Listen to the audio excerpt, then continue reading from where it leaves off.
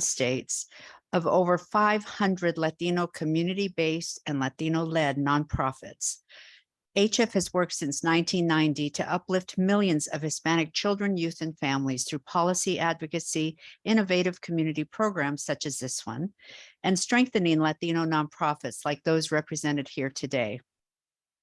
HF fulfills its mission to empower and advance Hispanic communities through extensive grant making and programmatic initiatives to ensure Latinos have access to adequate social service supports and resources to increase their well-being, and by working with our network of nonprofit leaders and institutions to educate policymakers, funders, the public, and media about the needs of and aspirations of Latinos in the areas of education, health, immigration, civil rights, economic empowerment, civic engagement, Puerto Rico, and the environment.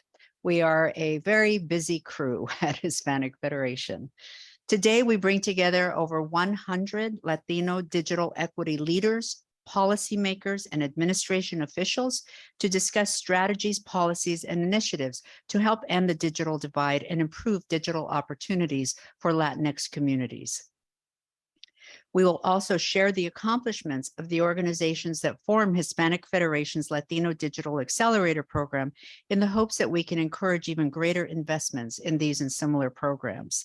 We will learn more about the amazing work being done by our network of agencies, upskilling our communities around the country, as well as lessons from the successful best practices that are directly leading to expanding employment opportunities for Latinos with newly acquired digital skills. We will also discuss the importance of ensuring historic federal investments in digital equity reaches Latino communities. This is not only important for our communities, but for the future economic health of the entire country. Representing our country's youngest cohort, Latino workers play a crucial role in dynamism and strength of the U.S. labor market. Estimates project that Latinos will account for 78% of net new workers between 2020 and 2030. That is not just the future, that is now. Currently, 31% of people aged 16 to 34 in this country have low or no digital skills, 31%. However, for Latinos, that number is 57%. Furthermore, Latino adults represent the demographic most at risk of job displacement due to automation and digitization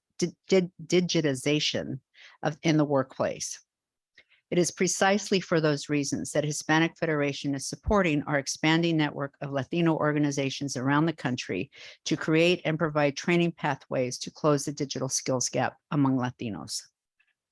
For those of you joining us online, we encourage you to use the chat comment section to ask questions and share comments throughout the Encuentro. For those of you in the room, you will have the opportunity to ask questions throughout the day. You can also participate in these discussions by sharing on Twitter using the handle @HispanicFed and hashtag HF Encuentro Digital.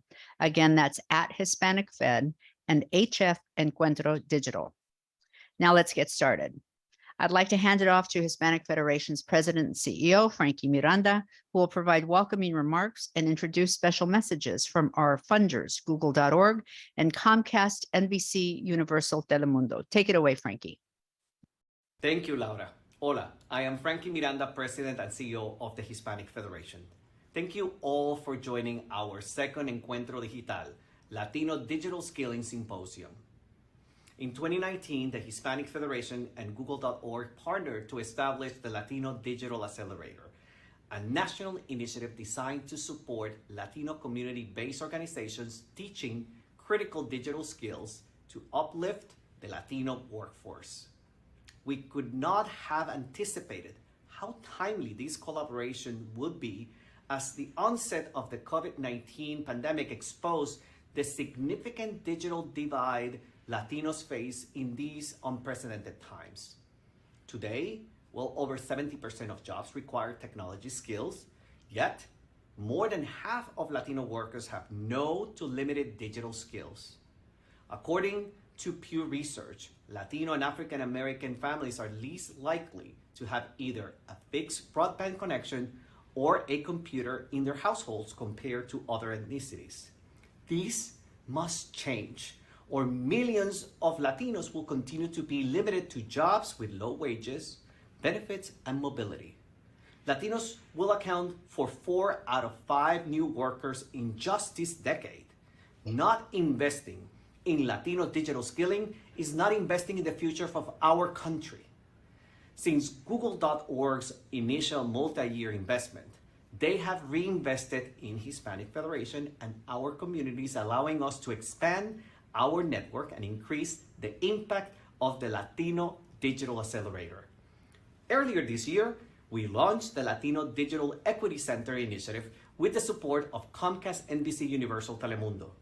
Because of this, we now count on a total of 42 active community-based organizations across the country providing vital digital skills training to their communities. These collaborations have led us to incredible results. Since programming began in 2020, 17,800 individuals have participated in digital skill training with over 2,000 job placements by program graduates with an annual average income increase of over $13,000. In some special cases, community members have seen an increase in their annual income by over $100,000. This is life-changing. This initiative is helping Latino families fulfill their economic potential. And we just have started. We will continue to deepen our partnership and expand our networks to prepare Latino workers for the digital economy of the future.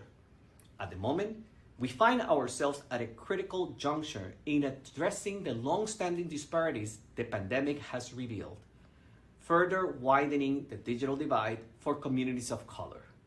Our community continues to be left out of the digital economy and high-paying tech sector job opportunities. Despite being 20% of the United States population, only around 6% of tech sector employees are Latinos.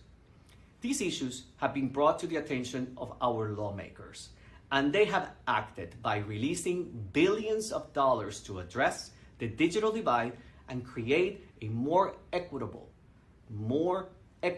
digital economy. It is critical that these funds are distributed in an equitable way to the communities that are on the other side of the divide. In the meantime, today we will be celebration of our collective action, an inclusive conversation about what we must do to improve digital equity for Latinos across the United States.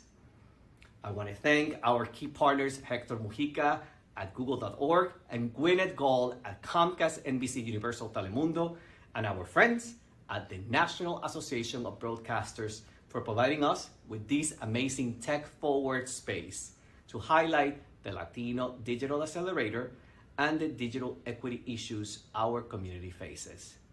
Thank you, muchísimas gracias a todos, and enjoy our Encuentro Digital. Now, you will hear a brief message from our founders, Hector Mujica and Gwyneth Gall.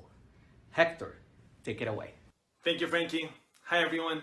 I'm Hector Mujica, and I lead our economic opportunity efforts across the Americas for Google.org, Google's philanthropic arm. I'm so sorry that I couldn't join you all in DC, but I know today is bound to be a very special day. First and foremost, I'd like to thank the incredible team at the Hispanic Federation, Frankie, Brent, Diana, Peter, and everyone else who had a hand in helping to shape this work. I'd also like to thank each of you. The work you all do day in and day out to prepare our community for the economy of tomorrow is vital to ensuring the prosperity and equal footing of nuestra comunidad. This is a topic that is deeply personal to me as a Latino in tech and important to Google as a company that strives to create greater equity and access to opportunity, particularly for underserved communities.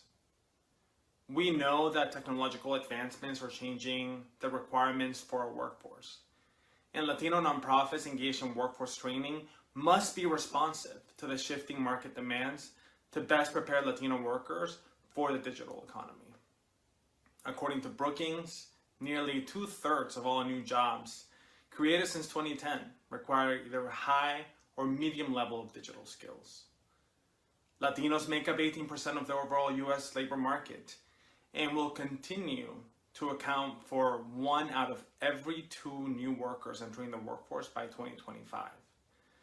But Latinos also make up 35% of workers with no digital skills, 20% of those with limited skills, and only 8% of all STEM jobs are held by Latinos. Latinos also hold jobs that are at the highest risk of elimination due to automation of any identity group, at close to 60%.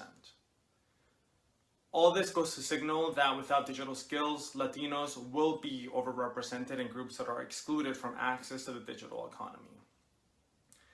We at Google understand the urgency of this, which is why we've been working closely with organizations like the Hispanic Federation to leverage this moment in time as an opportunity to build the digital economy that is within reach for the Latino community.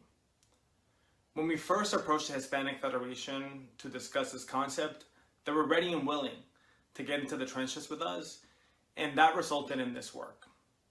Work that is firmly founded on the acknowledgement that Latino-led, Latino-serving nonprofits are central for educating and training the workforce of tomorrow. I'm excited to have you all dive into this Encuentro Digital and hope you'll find it informative.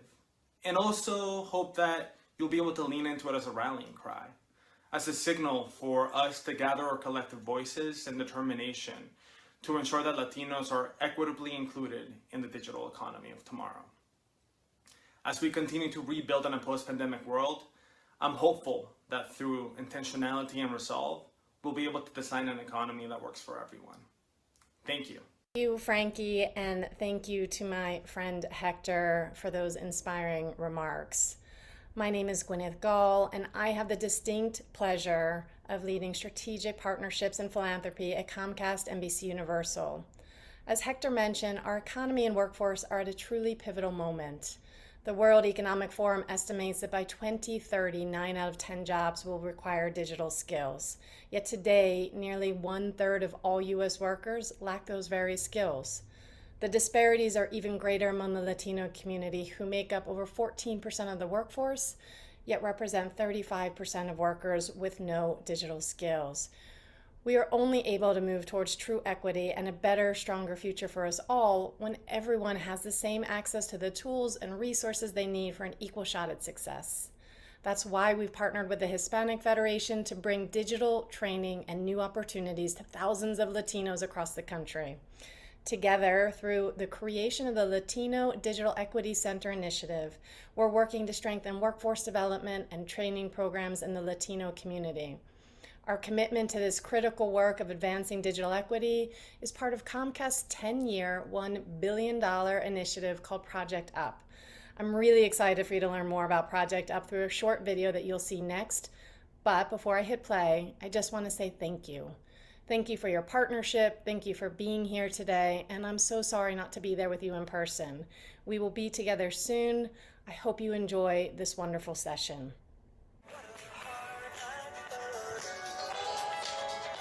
Hey, if we want to build the future, we're gonna need some things. Like a high-speed internet connection that can turn my ideas into reality.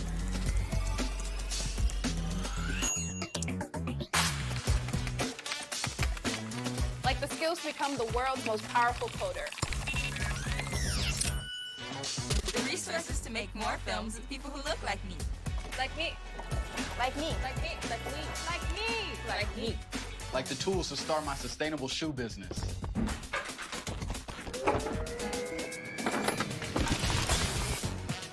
Way more space to collaborate. Yeah, that's better. Through Project Up, Comcast is committing $1 billion to open doors for the next generation so they can build a future of unlimited possibilities.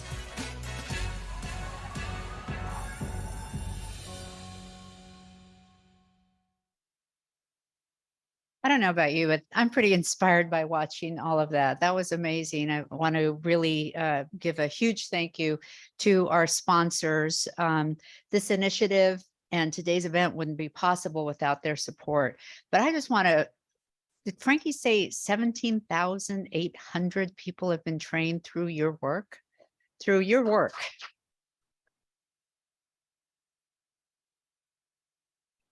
I mean, that's amazing. 2,000 have received jobs, but we know it's not just about the jobs. It's also about the families, right? Closing the digital divide has implications for every single person in our Latino families, including, of course, improving the economic outcome for families. But that's amazing. So I want to congratulate all of you for the work that you have done to help help us get to those numbers, and for all the work that I know you're going to continue to do.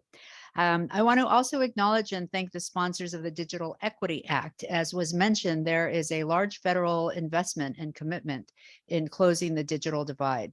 Senator Patty Murray from Washington, Senator Angus King of Maine, and Senator Rob Portman of Ohio played a key role in the inclusion of the Digital Equity Act in the Bipartisan Infrastructure Investment and Jobs Act bill passed by Congress and signed by President Biden nearly a year ago. This act authorizes more than $1 billion in federal grant money over the next 5 years to support digital inclusion programs throughout the U.S. states and territories. Part of our job is to make sure that that money makes it to our communities.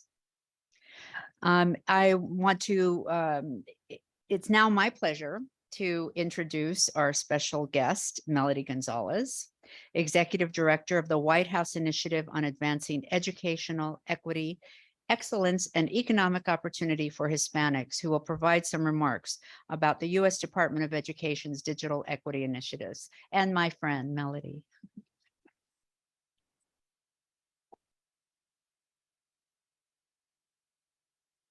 Buenas tardes.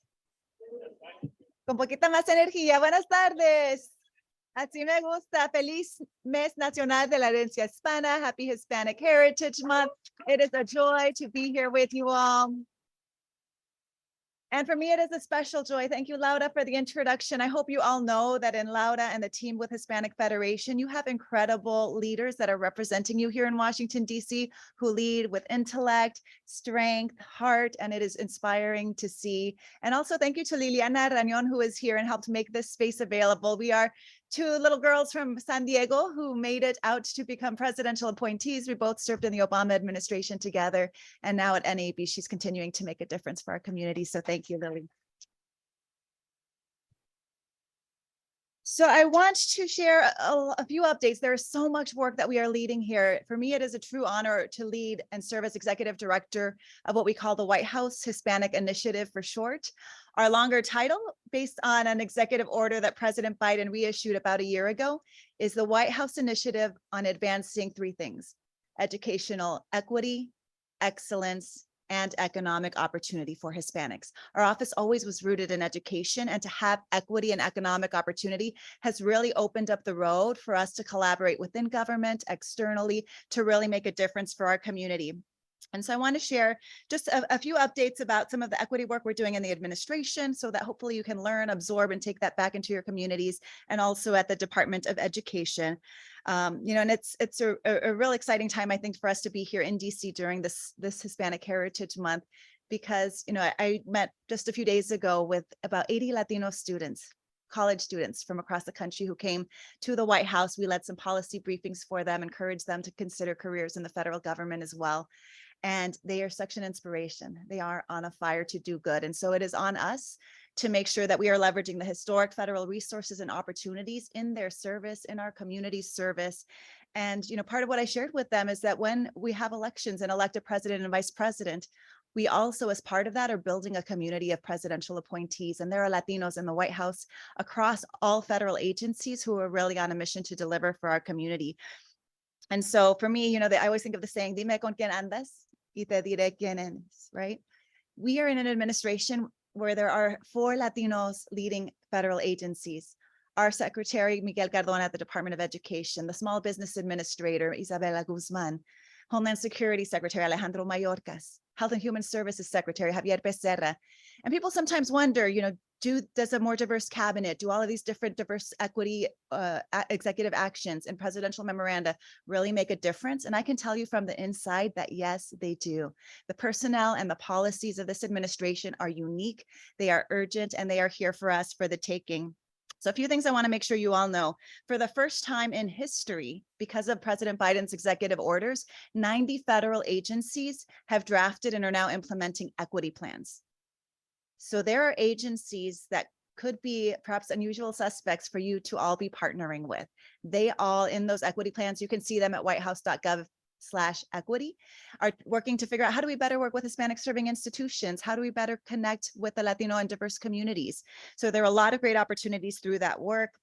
I also think that it's incredible to be at a place where we went from 2 million people being vaccinated when President Biden took office against COVID-19 to now a place where 616 million people are vaccinated and school buildings are back and open. We're making a big difference with children being able to learn. We've been able to get loans to Hispanic owned businesses. We've also made it a point to increase the share of government contracts that are going to diverse and minority owned businesses. Latinos have just been about 2% of those that secure federal government contracts. So we are working on that front to make a difference. There are also, as you know, the bipartisan infrastructure law has a lot of elements. So I do want to plug, for those who don't know, a website called getinternet.gov.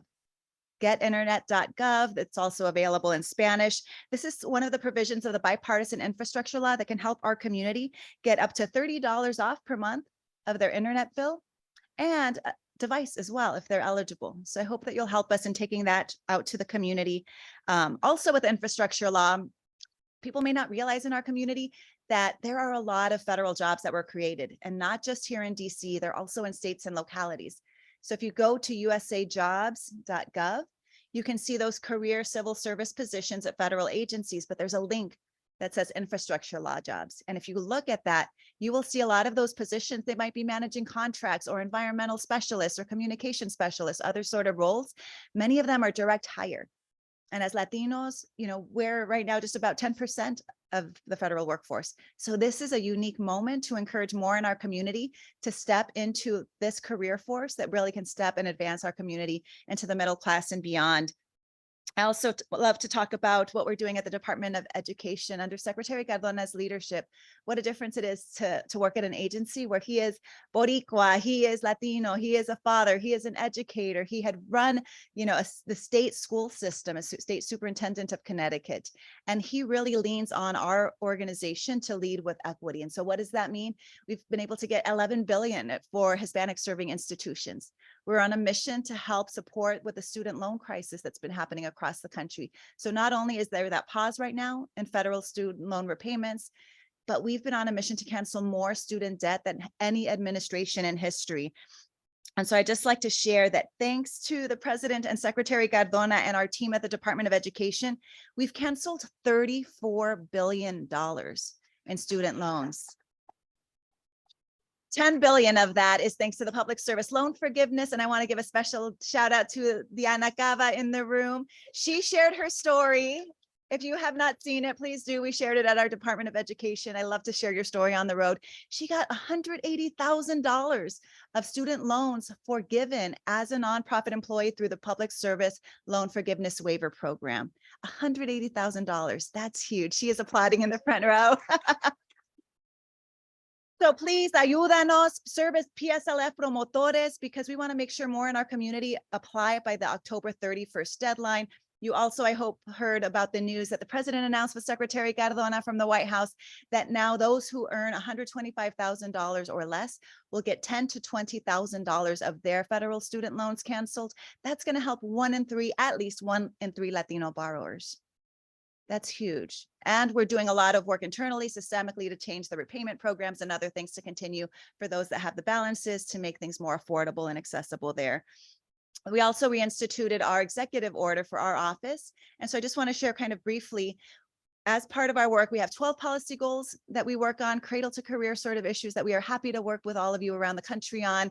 We're going to hopefully soon have a commission that will be appointed of 21 leaders that will help inform us in government, but also serve as our ambassadors and messengers in the community.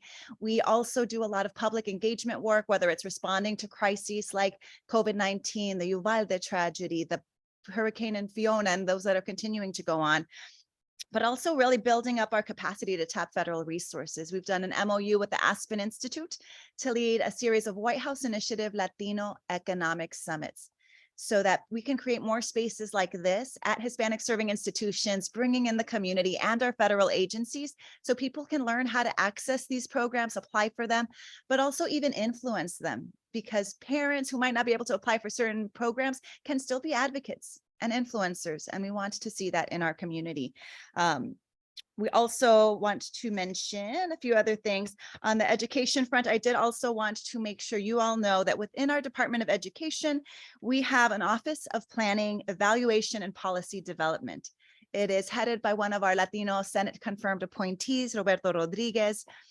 And within that office, there is an office, we call it EdTech, Office of Educational Technology. So the team there really is working to transform our national education technology policy on many of the issues that you all are going to be working on and discussing today, whether it's looking at how we can support educators in how they're leveraging technology in the classroom, how we're supporting students to enter the workforce and all that they need from the technology front on there.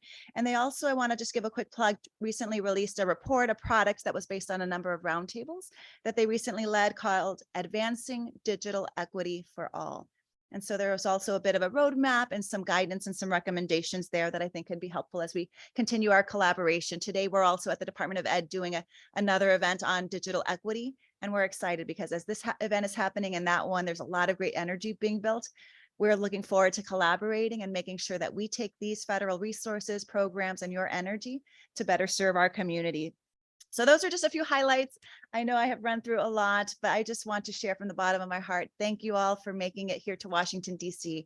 Thank you for the service. And I'm going to leave you with 5 asks because I'm an organizer at heart and have to ask you a few things. So one, please do stay in touch with us at the Department of Education, our Office of Ed Tech, our White House Hispanic Initiative. If you go to ed.gov/Hispanic Initiative, you can get connected with us and join our newsletter, which now, because of the loan cancellation news, has grown to be over 212,000 people. So be part of our community. We're doing a lot of creative digital events. This Friday, we'll do a digital Zoom talking about the work that we're doing on climate, which we know is very important to our Latino community, and a number of other issues. 2, I want to make sure you all help us spread the word.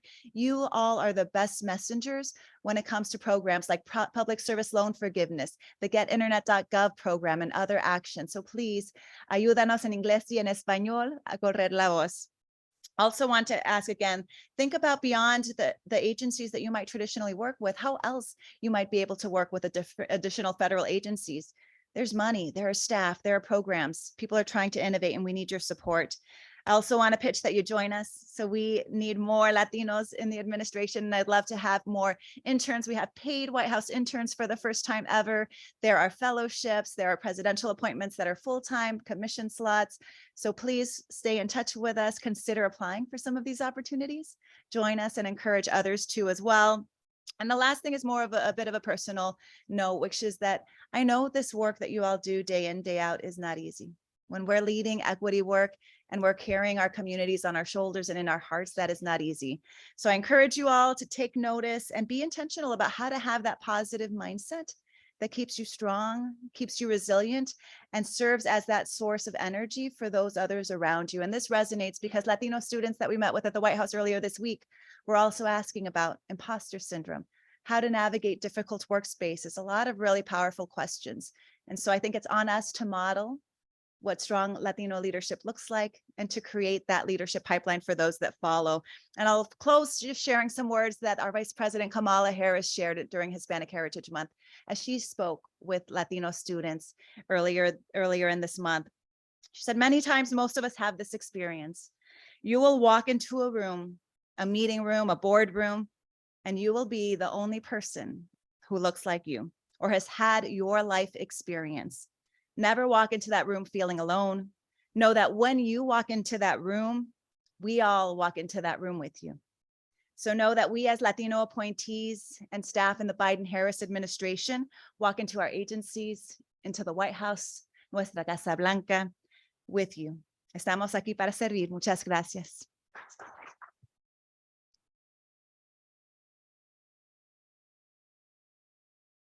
Thank you so much, Melody. Wow, that was powerful. And as a policy nerd, and I'm sure I'm not the only one here who is, I can't wait to read all of those papers and go to all of those websites. But it was a lot. We'll make sure to send that out to you, all of the things that she mentioned, because those are some powerful resources.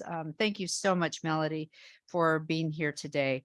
Lastly, I want to welcome, if you will help me welcome and thank our hosts here at this beautiful facility, the National Association of Broadcasters, NAB Chief Operating Officer Curtis Leggett.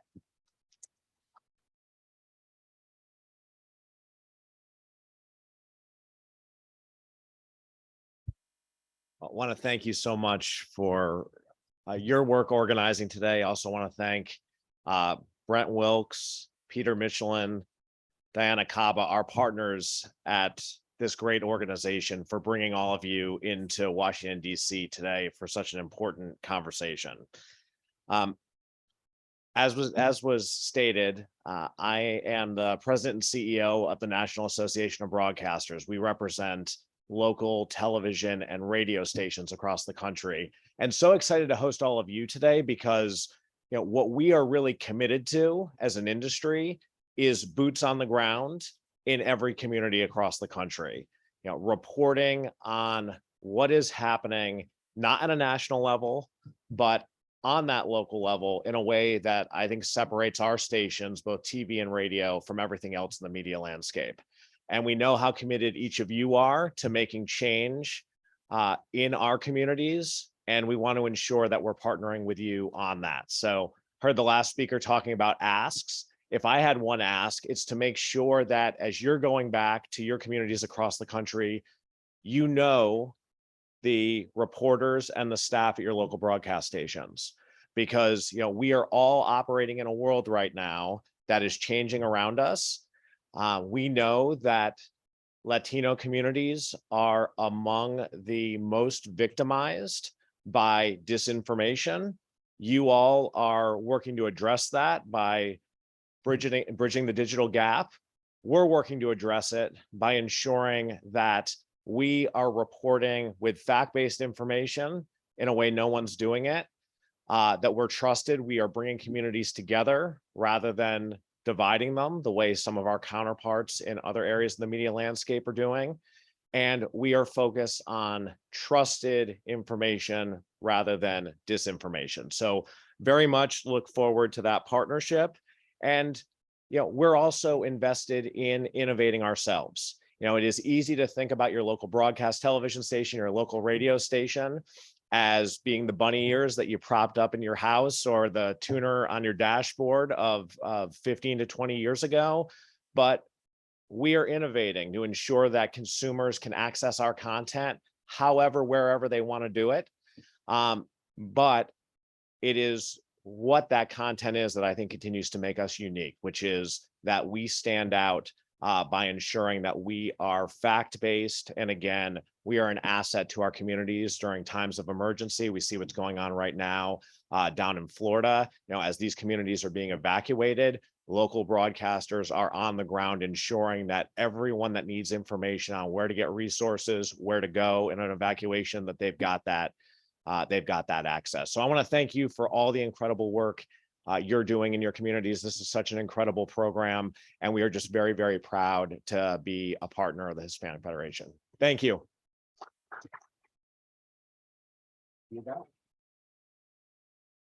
Thank you, Chris. Without further ado, to start our first panel, I'd like to introduce my colleague, Diana Caba, who you've already heard about. Diana is the Assistant Vice President for Policy and Community Engagement at Hispanic Federation, who will guide us through a presentation on community-based approaches and best practices for successful Latino digital skilling programs. Please join me in welcoming Diana.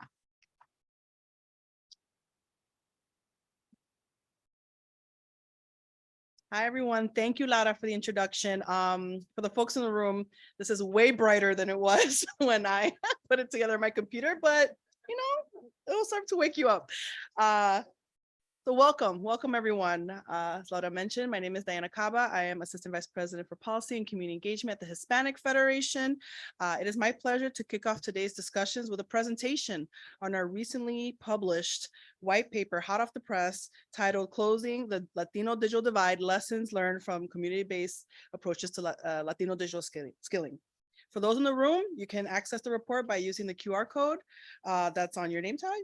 And for those watching online, the report is available on our website, www.hispanicfederation.org. Before I begin the presentation, I must say thank you to everyone here, all the Digital Accelerator grantees in the room and online. Without you and your determined efforts in empowering the communities you serve, none of this work could be possible. I also want to recognize the thousands of participants that come to their local trusted community-based organizations in search of culturally responsive digital training opportunities to increase the quality of life for themselves and their families. Thank you as well to the HF team supporting today, especially my workforce initiatives team, my colleague Peter Michelin for all his hard work, and Brent Wilkes for his guidance. We all owe you a big thank you to our supporters, especially Google.org and Comcast, NBC Universal Telemundo, and their commitment to help close the digital divide to accelerate economic success for the Latino community. As you've heard, the goal of the Hispanic Federation Latino Digital Accelerator program is to help build the digital skills training capacity of Latino-led and serving nonprofits engaged in workforce development, and through them, increase Latino community access to digital skills training to improve their lives and economic prospects. The initiative combines organizational capacity building, support for digital career centers housed in diverse partner nonprofits, and a long-term online digital center of excellence to share knowledge and resources through research, curriculum development and access, and dissemination of lessons learned, as we're sharing in this report right now.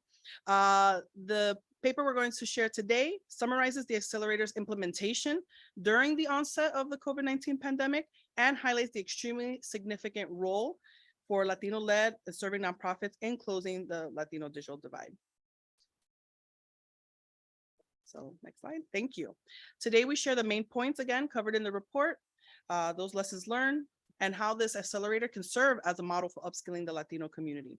We'll start with a brief overview of digital skilling in the United States. Oh, can you hear me in the back?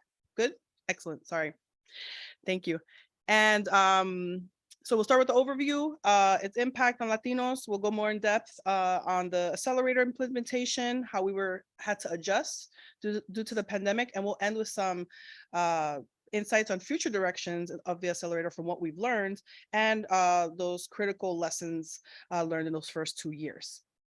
As you've heard, the United States has become, and as we know, and as we see here today, has become a digital technology-driven economy. And the impacts of daily life are similarly profound. The Bureau of Labor Statistics predicted in 2012 that by 2020, more than 3/4, so 77% of jobs would require some kind of technology skills. Digital skills can open new avenues for employment and protect against job loss due to automation, and the lack of such skills worsen economic disparities. Latinos face special challenges due to a wide digital divide. According to the Pew Research Center, 1/4 of Latinos have access to the internet only through smartphones. They are far less likely than non-Hispanic white Americans to have a desktop or laptop computer or access to broadband at home. Immigrants and English language learners face even greater challenges. Latinos are a large and growing proportion of the United States workforce and increasingly important to the overall economic progress. We represent 2.6 trillion of the market, $2.6 trillion market, and the fastest growing group of small business owners, and are expected to account for almost 4 out of 5 new workers between 2020 and 2030. However, Latinos are concentrated in occupations that make less use of technology, like farming, maintenance, construction, food preparation, and serving. The pandemic heightened the impact of the digital divide. It accelerated the importance of internet access and technology skills. It also accelerated the digitization this accelerated digitization has negatively affected many Latinos who lack both connectivity and basic digital skills. The pandemic put Latino economic progress at risk, but also increased public awareness of the need to improve digital access for communities of color, and Latinos must have digital skills for daily life and for employment and career opportunities. And so what do we mean by digital skills? Digital skills include a range of different abilities, both hard technical skills and soft interpersonal and communication skills. Job-related digital skills are often categorized by proficiency level, and we at the Hispanic Federation break it down into these 3 categories, which could even be broken down even more amongst those categories as well. Beginner basic skills for job preparation and access, which enable people to use digital tools like laptops, tablets, access the internet. Intermediate skills, which include administrative skills involving proficiency in programs like word processing and spreadsheets, IT networking, and digital skills for specific professions, which enable people to communicate with others and access and create digital content. And of course, advanced skills needed for work in the technology sector for those really tech-specific careers. As we know, and as many of you know in this room, and what we want to share through this report, that Latino-led and serving community-based organizations, CBOs, play a special and pivotal role in workforce development and digital skilling for Latinos and immigrant communities. Interwoven into our communities, CBOs reduce service barriers by operating within Latino neighborhoods, providing education and training bilingually or in Spanish, and earning residents' trust over years of service. Their leaders understand community needs and culture and are committed to serving those with the greatest need. Many are multi-service agencies and either offer or refer to wraparound services from literacy and GED classes to childcare, housing, and food assistance. They survive and thrive because they are adaptable and innovative, able to pivot quickly to meet changing needs and challenging needs, of course. Some belong to national networks like the Hispanic Federation. And often Latino CBOs serve as the entry point for digital education and training, providing an on-ramp to additional digital skilling. So here you see a map. This is our current map of all the partners that we support, but we'll be going into the initial 24 we started with. But as you can see, we've grown now to a network of 42 programs in 19 states, including DC and Puerto Rico. And so we have all of our representatives here in the room and online. And we recognize that there are a number of groups that are working deeply involved in digital training and related education and support services. However, many lack the resources or capacity for digital skilling or reskilling, or even the case here, getting to know, oh, wait, there's a group in another town over that's doing similar work. How can we partner together?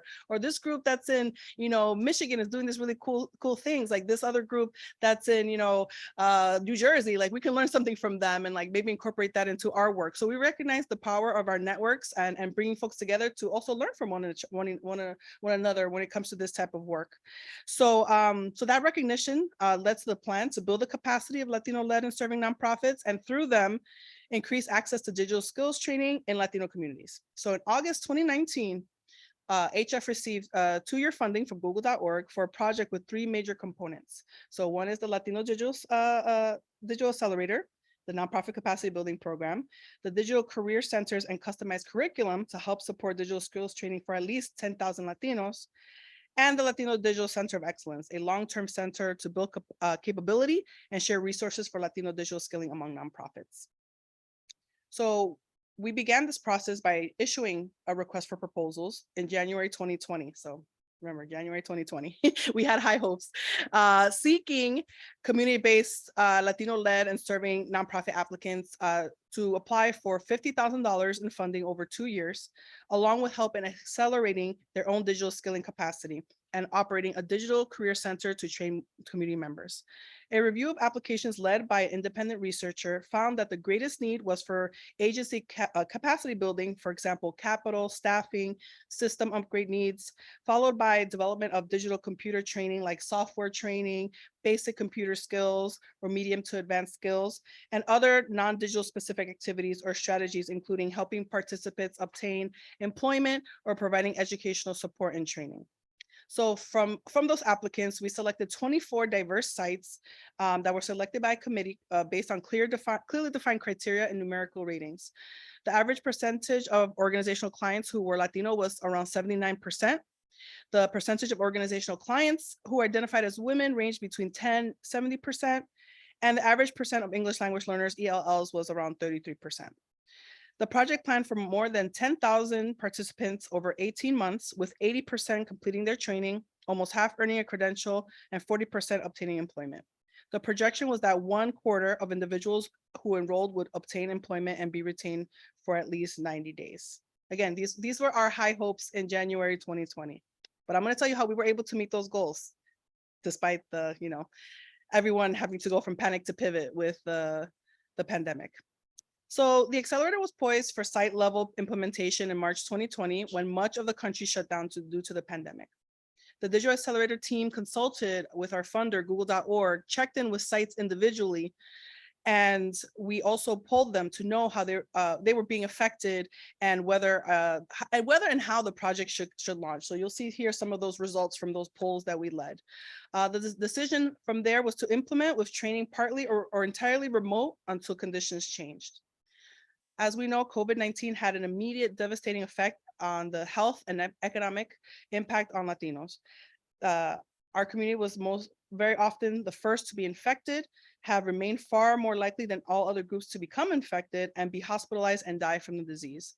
Many factors made Latinos especially vulnerable, among them employment in essential but poorly paid frontline jobs, residents in multi-generational households, concentration in crowded inner city neighborhoods, and low rates of health insurance. Being uninsured limits access to healthcare, including testing and vaccinations, and contributes to poor health status and underlying conditions. Economic impacts have also been devastating, with 60% of Latino workers reporting job loss or pay cuts in the spring of 2020, and unemployment peaking in May at 18.9%, the highest for any racial or ethnic group. In September 2020, about 40% of both Latino and Black households with children reported food insecurity in the prior 30 days.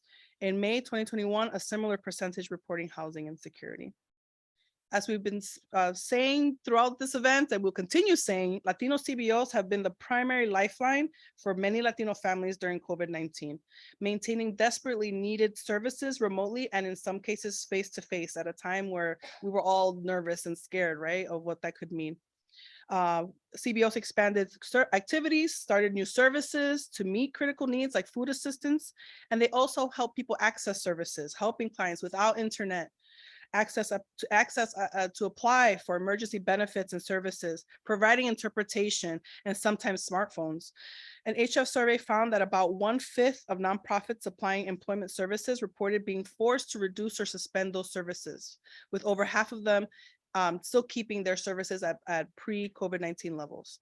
So recognizing the critical need for resources, HF at once began to provide emergency grants to CBOs, awarding nearly 30 million to more than 500 nonprofits in 41 states since March 2020, some of which were also organizations that are part of the Accelerator, in addition to the support that we had provided them for the Accelerator. A poll completed by 18 Accelerator sites in May 2020 found immediate and extensive impact from the pandemic, with 2/3 of the sites having to move their workforce training entirely online. The others delayed training due to resource limitations. Almost all sites reported curriculum changes to accommodate the remote and hybrid use. All organizations reported at least moderate negative impact on their cash flow. And 89% of sites said they had applied for the payroll protection program. Sites were asked which of the 5 types of aid they needed, as you can see from the bar graph here. As the figure shows, most cases, most needed was access to more funding opportunities, followed by technical resources such as equipment for participants. 13 sites provided more information citing challenges, but also emphasizing how the pandemic highlighted the importance of the project and digital skilling. Most expressed confidence about moving forward. The Accelerator program became fully operational in July 2020. Ongoing communications, data reporting, and a poll of 21 sites conducted in June 2021 provided perspectives on experiences, plans, and priorities. So this is a year after. When asked about participation levels, 3/4 said they operated at or near 100% capacity, meaning that all of the organizations, they were still serving folks, people were coming and receiving those services that they were so looking for. Nearly 3/4 of sites did training in both Spanish and English. Most sites said their programs during the first year were entirely remote. And when it came to the pros and cons of remote training, sites reported benefits, including broader geographic reach, a process that builds digital skills, and increases participant comfort with technology, eliminating transportation issues, reduced childcare needs, and a greater flexibility in training schedules. However, there are, of course, disadvantages, which include the lack of access, again, to technology and internet connectivity, the need for basic digital literacy to access these trainings, and challenges in building trust and a sense of community. And for some participants, no private or quiet space. I know that I went through that with my parents when I was working from remotely with them. Sites often said that the use of remote training has increased their training capacity. However, meeting increased demand and managing large classes remotely were challenging, and some staff also needed professional development to be able to handle that. And when it comes to maintaining participant engagement, one thing is being in the room and having folks, we all experience Zoom fatigue at one point, right? But a lot of sites reported a variety of participant engagement strategies, from focusing on discussion rather than lectures, using the chat function and breakout rooms, asking students to share their successes, share their screens, and using quizzes to assess progress and provide friendly competition, and limiting group size. Some also use alternate instructors, and some integrate support services teams. 70% of sites said they plan to use a hybrid model with limited capacity in a physical space and other participants connecting remotely. And the biggest challenges reported were 38% saying job placement, 24% equipment distribution, 24% internet access, and 14% curriculum development and execution. When asked which types of digital skilling curriculum they would most like to add, many sites said they wanted to add more than one. A technical career certificate program and specific professional and career curriculum were named most often. The sites reported a wide range of partnerships to help students obtain laptops and internet access, among them public schools for computer access, public libraries for internet access, local colleges for equipment loans, and national organizations for laptops. Local businesses provided job placements, mock job interviews, and other employment assistance. Many sites reported relationships when, again, whether they provided themselves or referred for providers of wraparound services. During its first 18 months of operation during the pandemic, the Accelerator met its goals by serving over 10,000 people, 10,598 to be exact, providing an average of 33.5 hours of digital training. More than 1,100 obtained jobs, and over 85% of participants were Latino, and nearly 60% were women. The pandemic created great challenges for the project and the partner organizations, but they were able to pivot, adjust, and innovate and operate successfully. Shifting to remote and hybrid training presented difficulties, but also enabled thousands of people to learn digital skills during a very difficult period, and probably also increased the participation of Latinas as well. So during the crucial first years of the pandemic, HF used multiple strategies to accelerate Latino nonprofit capacity for digital skilling, most of them remote. Accelerator staff reached out to individual sites early in the project to understand how they were coping with the pandemic's uncertainty. We were able to plan a couple of site visits to partner organizations across the country. And we hosted the first Encuentro Digital Latino Digital Skilling Symposium last summer online, and we were able to highlight the Accelerator's work in building training pathways to close the Latino digital gap. The Accelerator held regular remote meetings with the cohort to provide project information and guidance, and supported forum for sharing and discussing topics, and also discussing their progress and challenges, with topics ranging from remote training to use of labor market data and reports. HF also awarded sites with an additional technology grant of $10,000 to help meet technology needs related to remote training. We also partner with Lightcast, a leading labor market analysis and workforce development insight provider, to develop several local labor market insight reports for each Accelerator nonprofit participant. These insights have been used to inform program sites on what skills are in demand in their local job market based off of job posting and census data. During the first year, the Accelerator prepared and provided to the sites an 8-unit, 16-hour online digital skilling and job preparedness curriculum designed to provide participants with foundational digital literacy and skills in job readiness and job seeking. The ultimate intent of the Accelerator, again, was to ensure that Latino-led and serving nonprofits have the resources and expertise that they need to grow their digital skilling ability and use it to end the Latino digital divide, so Latinos are equitably represented in the technology workforce of the future. The figure on the screen shows the Accelerator's job pipeline. So the first years, we focused on the job market data. We're working on developing the curriculum development, and also supporting hybrid learning models.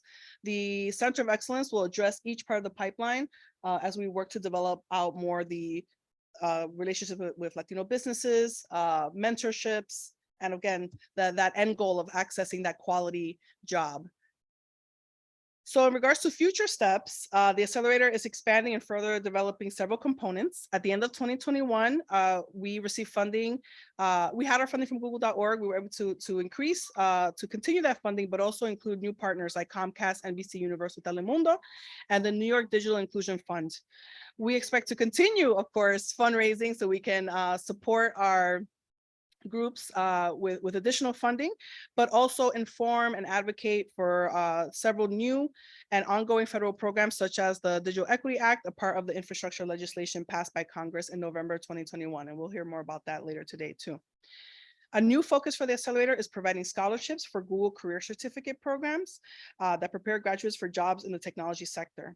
The courses are offered on the Coursera platform and take 5 to 8 months to complete and require about 10 hours of study a week through partnership with Google.org. So we are working with some of the Accelerator sites, and the goal is to help at least 150 participants from 12 to 15 sites get that certificate. We also are working, again, like I mentioned, to develop intermediate and advanced curriculum courses where sites can use as standalone courses or change as desired or incorporate with the curriculum that you currently use. That Center of Excellence I keep mentioning, that website coming soon. And an apprenticeship pilot program that will further support digital skilling participants to secure employment using the skills obtained and supply stipends and technical assistance to increase job retention. And now I know I've been talking for quite a bit, but it's just so much we want to share, and all of this and more in detail is available in the report. But I do want to share some of those lessons learned. The staff and partner sites of the Latino Digital Accelerator have learned many practical lessons and are using them to refine and expand the Accelerator. Latino-led and serving nonprofits, as we've been saying, play an essential role in digital skilling for Latinos. And this is a role that must be expanded if their digital employment gap is to be closed. So CBOs really are offering specific added value to digital skilling. They understand and use appropriate workforce development strategies. Most Accelerator partners are engaged in providing at least foundational technology training before participation in the Accelerator. They target and are committed to meeting the needs of Latinos who face special barriers to employment and upward mobility. So partners typically offer and are working to expand bilingual staff and training, English language courses, and wraparound services. They recognize the need to increase their digital skilling capacity and resources as an essential strategy for Latino economic empowerment and progress. And their adaptability, competence, and commitment under extremely difficult conditions make them reliable digital skilling providers. Project startup during the pandemic created huge challenges, and in-person workforce development classes and digital skilling were transformed into remote or hybrid training. Latino demand for digital skilling is high. Despite operating in the middle of the pandemic, most sites ran at or near maximum capacity during their first year. And I know a lot of you folks have waiting lists too, right? So I hope you were able to meet those needs. And if not, let's work together to expand those offerings. And I want to highlight again Latinas. Latinas, during the height of the pandemic in December 2020, I believe it was 100% of unemployment was experienced by women, and about 60% of that were Latinas. So it's really, really important to be able to offer more opportunities to benefit from things like the remote training. As I mentioned before, 60% of first-year Accelerator participants identify as women, and the Accelerator showed that they will take advantage of digital skilling opportunities, right, that they can access from home. The structure of the Accelerator, a national entity partnering with local CBOs, encourages innovation, helps resource development, and supports a learning community. HF brings a wealth of experience and contacts and deep commitment to building the capacity of Latino CBOs. And the partner sites bring workforce development experience, strong community ties, and cultural understanding, and a willingness to share curriculum, knowledge, and challenges. Having private funding also contributes to the program adaptability and innovation. Because of that, both HF and the local sites had great design flexibility and could test varied and innovative models and strategies. Remote and hybrid training work and should be a continued strategy for Latino-focused digital skilling. Remote training highlighted the extent and importance of the Latino digital divide and the need to address the lack of digital equipment, as well as that need for those skills, the digital skills. Sites struggle to get participants to access the devices and broadband for remote training. So it is really essential that national initiatives for expansion of broadband access equitably include Latinos. Job placement is likely to be both a continuing priority and an ongoing challenge for our nonprofits that offer digital skilling. At the end of the first year, as I mentioned before, 38% of sites named job placement as their greatest challenge. Curriculum also needs to reflect accurate, comprehensive, and current labor market data for the region, which the Accelerator has helped participating sites access and use. The Plan Center of Excellence is badly needed to help advance Latino digital skilling. Partner sites showed a need for more curriculum and other information, but not only our partner sites, even our wider network of 500 nonprofits also would benefit from having access to this information should they want to start their own programs as well. So the core assumption of the Digital Accelerator is valid.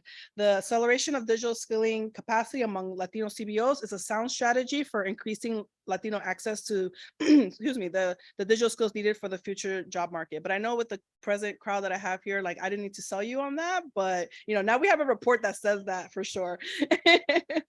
So we and here just again some of those impact overviews on the screen. So those first 18 months we were able to reach our goals of reaching over 10,000 participants, having folks acquire employment, and that 90% of those participants are Latino. And then the next slide shows our impact to date. So 17,800 participants. Remember, we started with 24 groups, now we're at 42, and hope we can continue and expand from there. 2,000 plus jobs created, and the large majority of those participants being Latino. So we are so glad we can gather here today to celebrate the accomplishments of the Latino Digital Accelerator. We applaud our participating Accelerator organizations for the ability to pivot their programming and find innovative solutions to deliver on their promise to provide quality, culturally competent digital skills training. The devastation of the pandemic shed light on these deep-rooted inequities communities of color face, but has also offered the opportunity to see that digital access is no longer a luxury. It is a necessity that goes hand in hand with training, as well as access to equipment and that connection, that the broadband, Wi-Fi, what have you, connection to the internet.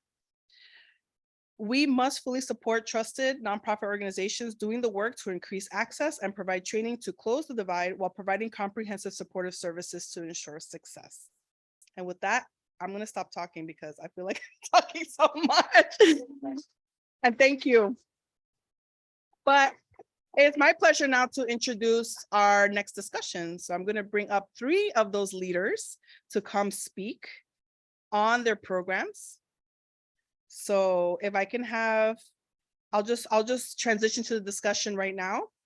I would like to invite the 3 community leaders who are steering the way for digital skilling in their communities. The goal of this conversation is to share some of the best practices. We talk about these monthly meetings, right? So now we're going to hear some highlights of that. So please join me in welcoming from Durham, North Carolina, Pilar Rocha Goldberg, President and CEO del Centro Hispano.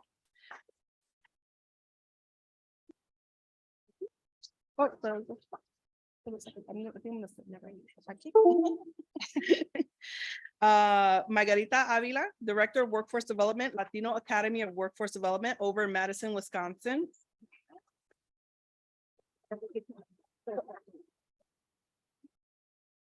And Dr. Darlene Williams, President and CEO of Opportunities for a Better Tomorrow, representing Brooklyn and Queens, New York.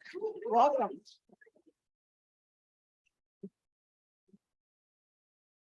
And I know we're going over in time, so we'll just dive right into the conversation. Yeah. And I know that I've been talking a lot, so that's it. I don't want to talk anymore. So that's all you know.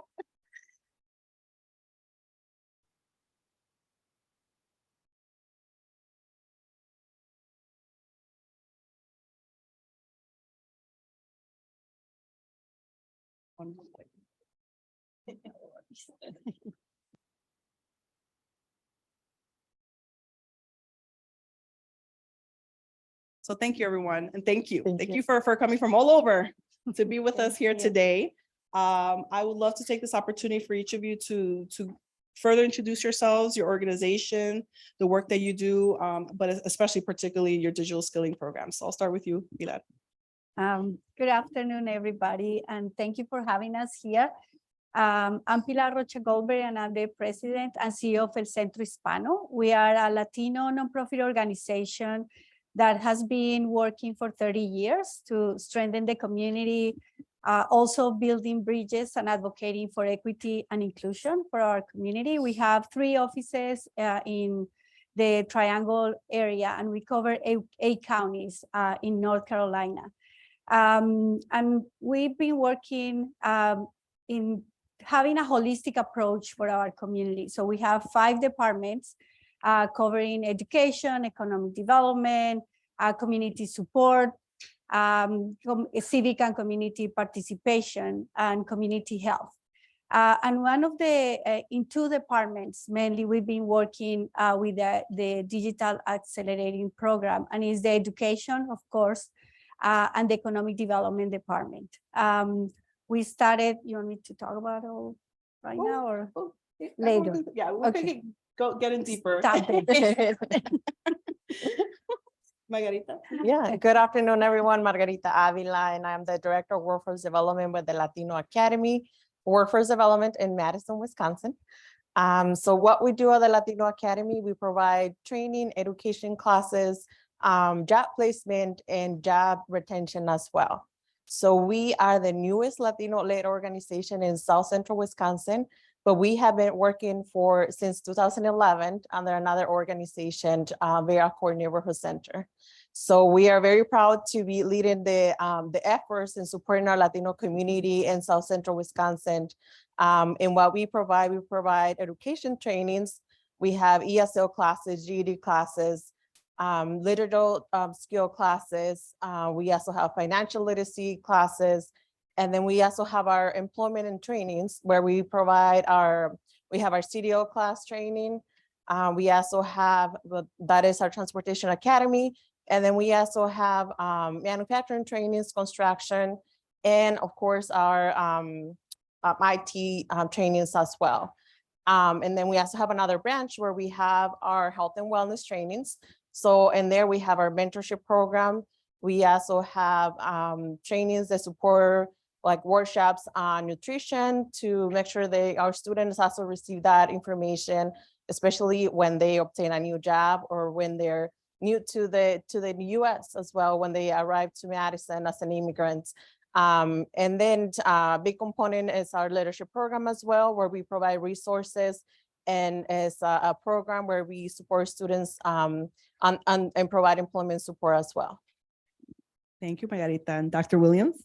Good afternoon, everyone. Thanks for having us here today. I'm Dr. Darlene Williams. I'm President and CEO of Opportunities for a Better Tomorrow. We provide services and programs to youth and young adults all across New York City, age 17 to 24. We have 3 main programs focused on digital skills and technology. 97% of our participants identify as Black and Latinx, and for our programs, about 84% complete the programs. Our 3 programs are our cloud engineering program, which is about a 12-week program where we serve 75 participants per year. We have a digital marketing program, which is a 20-week program. That program is mostly in person. We serve about 50 participants per year. In both those programs, our participants get certifications. They also get connected to job placement and paid internships while they're in the program. And then our signature program, which we like to call our bridge program, is our Bridge to Cloud program. That program is not funded by the city. It's a privately funded program. And that program is for youth who are not exposed to technology, but they have an interest in it. So we help them in that program get ready to enroll in a program. Also with us at OBT, in addition to making sure that our participants have paid internships while they're in the program, but then work with our career specialists to get job placements once they graduate, we also have a college access program so that anyone who wants to go to college and study tech can get directly connected to college afterwards. Wonderful. Thank you so much for those introductions. So I have a few questions and then some specific questions, but I'll start with one for all of you.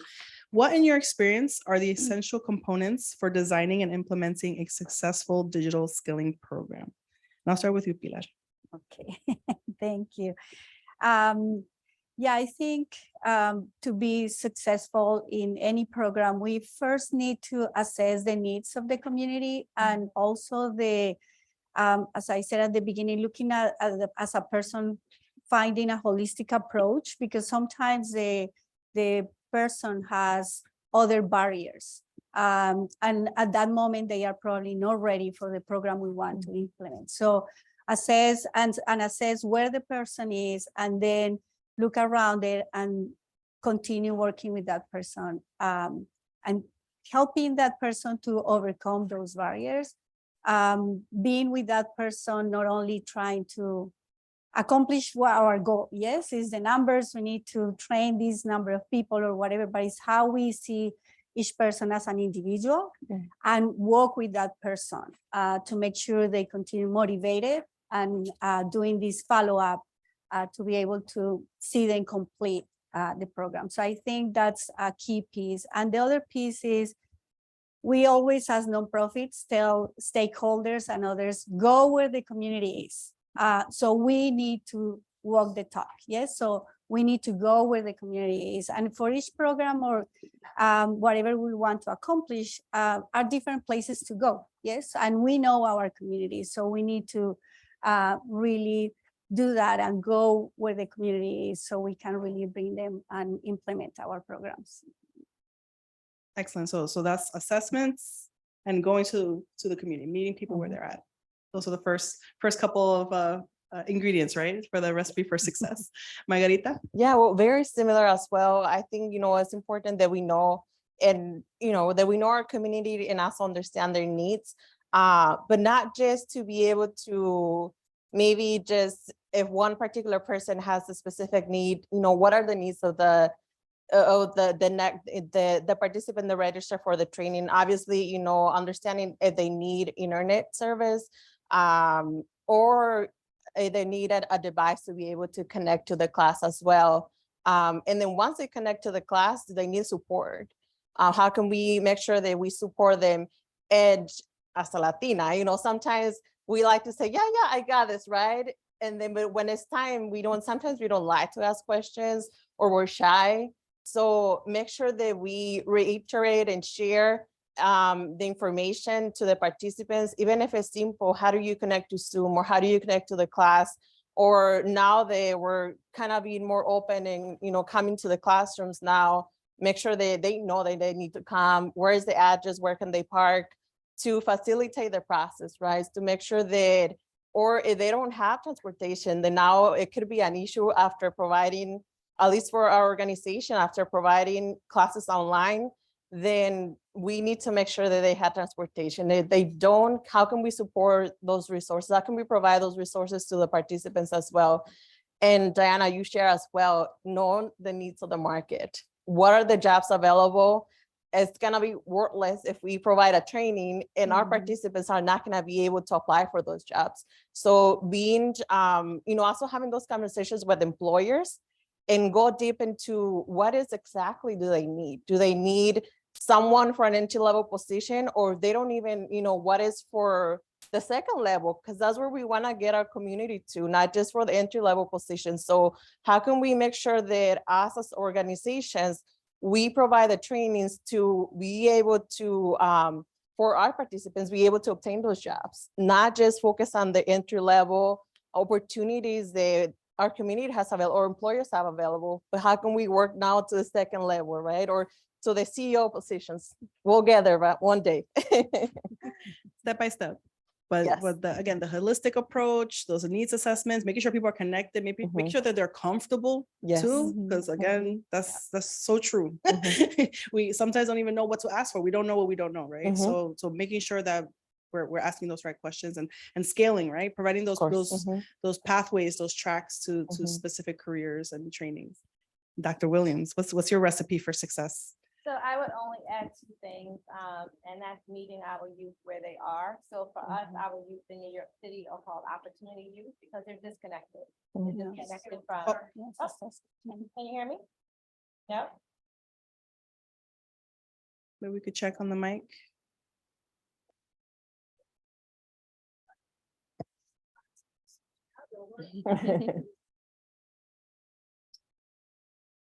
flexibility and oh, look at resourcefulness. That's also important.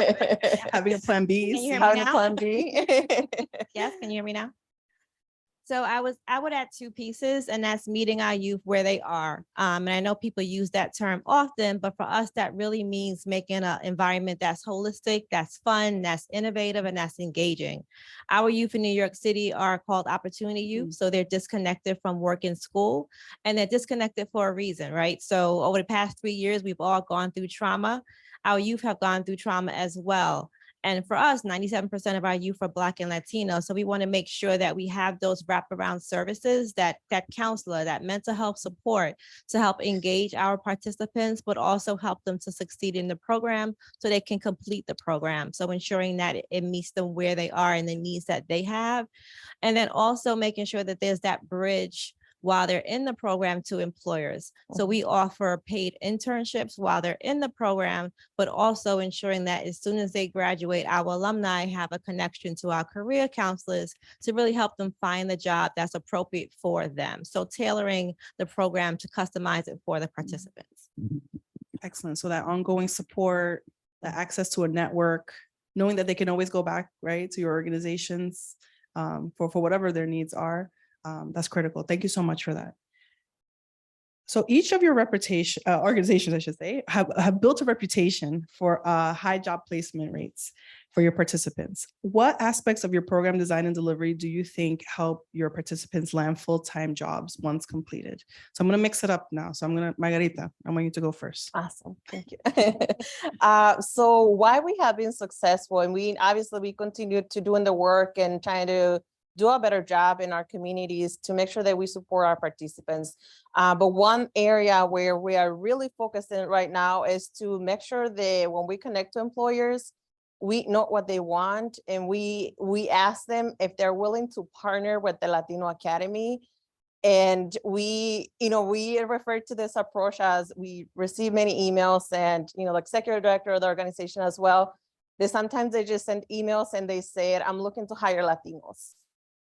We're tired of those asks from employers. We want something, we want a major commitment from employers than just us referring Latinos or our participants to their employment opportunities, but we want a mutual relationship with employers. So that's what we're looking for. We want something where we can both mutually benefit for the better support of our students so that they can be comfortable in a place and have a sustainable family employment opportunity where they can be able to thrive.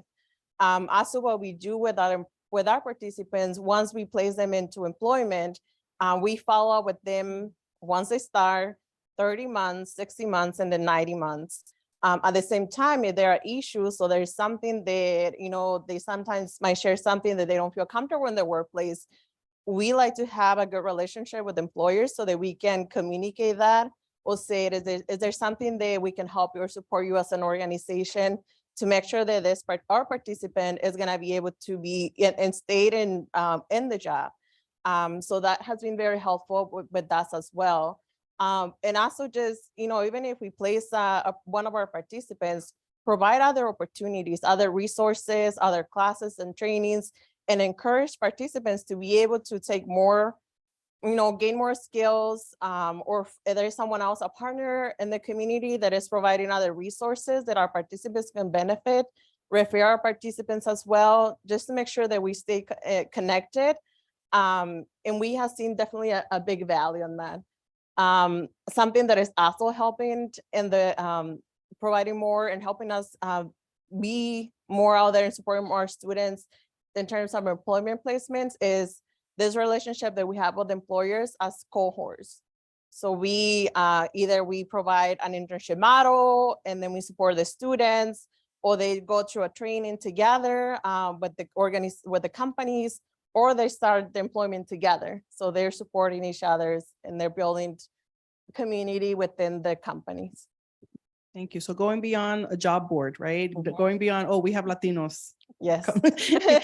we can fill your diversity needs. It's really establishing relationships and those partnerships to also guarantee that success and continue those relationships. Thank you. Dr. Williams? So I would start with the work readiness component. So as our youth are in our programs, we want to make sure that they're ready for the workforce. So really teaching them the language in the workforce, teaching them about the culture in the work environment, and particularly the culture of the work environment in the tech sector. And then also just ensuring that whole process of the preparation. So preparing them for the interviews, ensuring that they have an appropriate resume, showing them how to do a resume. We have a connection with LinkedIn where they're actually helping them make their LinkedIn profiles so that it's appropriate for the sector that they're interested in. And then our board members actually come in and they do mock interviews with our participants. So really doing that hard interview with them so they can understand what will happen through that interview process. We also prepare them just physically, ensuring that they have the proper clothing for an interview and they know what to do, getting there on time, giving them the Metro card, what they need for transportation to the interview. The other piece is really making sure that we stay engaged with our participants and listening to them so they know what's best for them. And we can't really design a program without hearing their feedback and hearing what they need to be successful once they graduate. So listening to them, understanding their barriers, and then implementing that into our curriculum. Thank you. Thank you. So that was, you know, having that iterative process, right? Getting the feedback. But also that the case of the hard versus soft skills or what we were calling it, durable skills, right? The skills that's going to take you to that next level, that next step. And Pilar, how about you? Yeah, definitely. I echo what they said. And I think, yes, the strategic partnerships are key.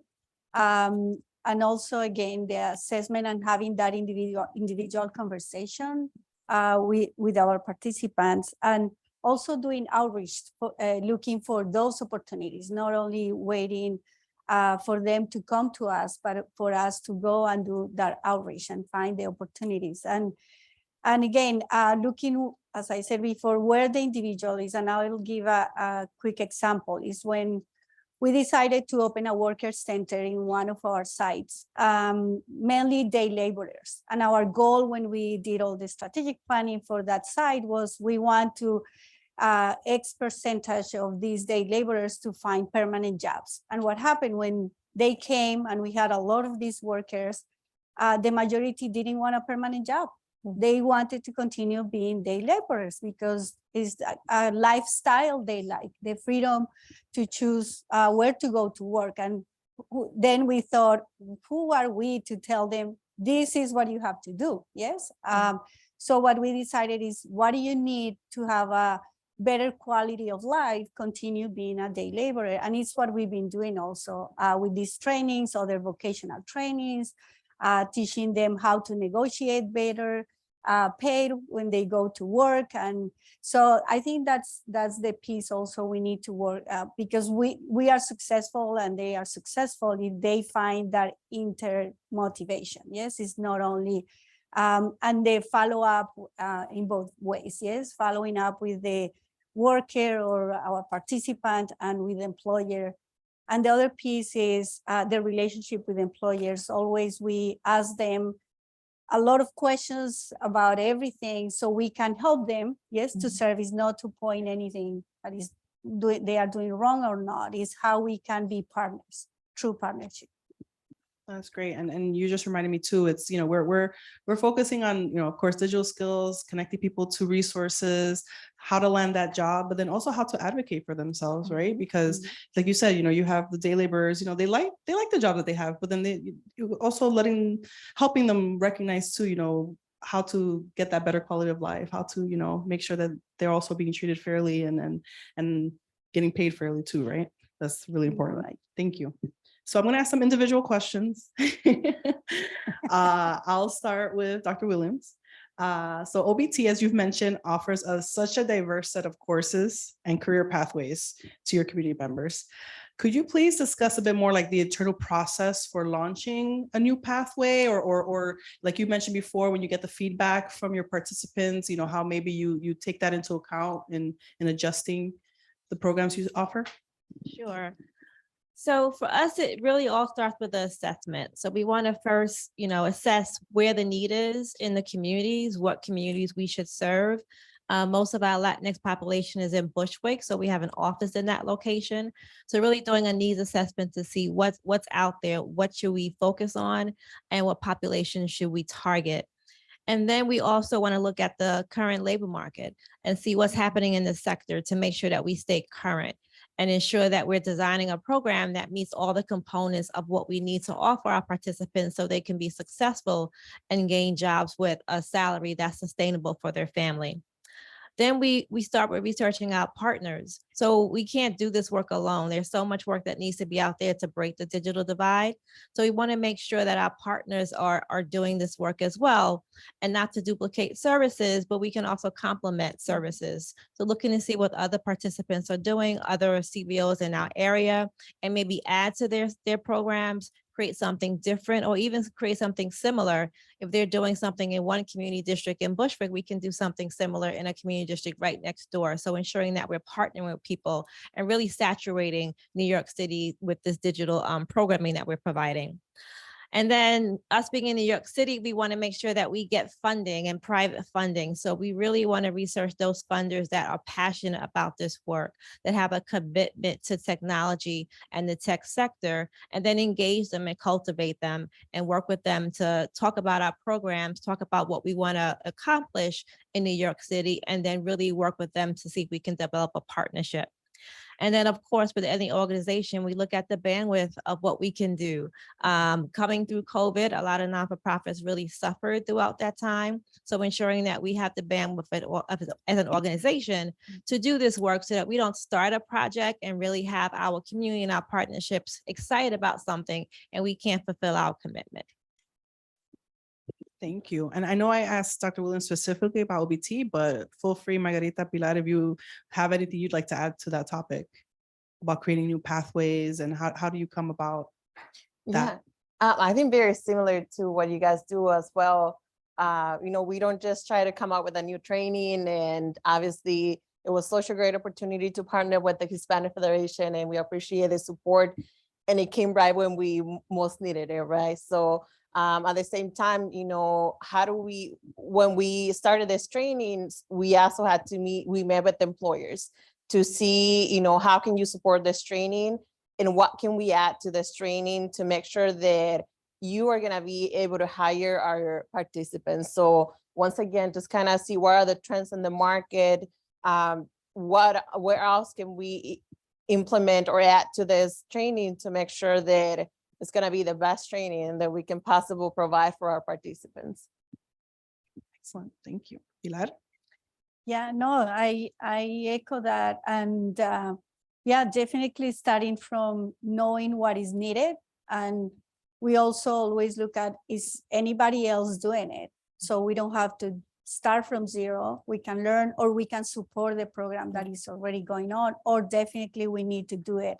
And looking for those partnerships and what is out there. And of course, funding always is very important, because always also thinking about not doing something just for the moment, but how we can maintain a program and how we can grow the program instead of having it for just certain period of time, because then the people get, leave handling there with no support. No, absolutely.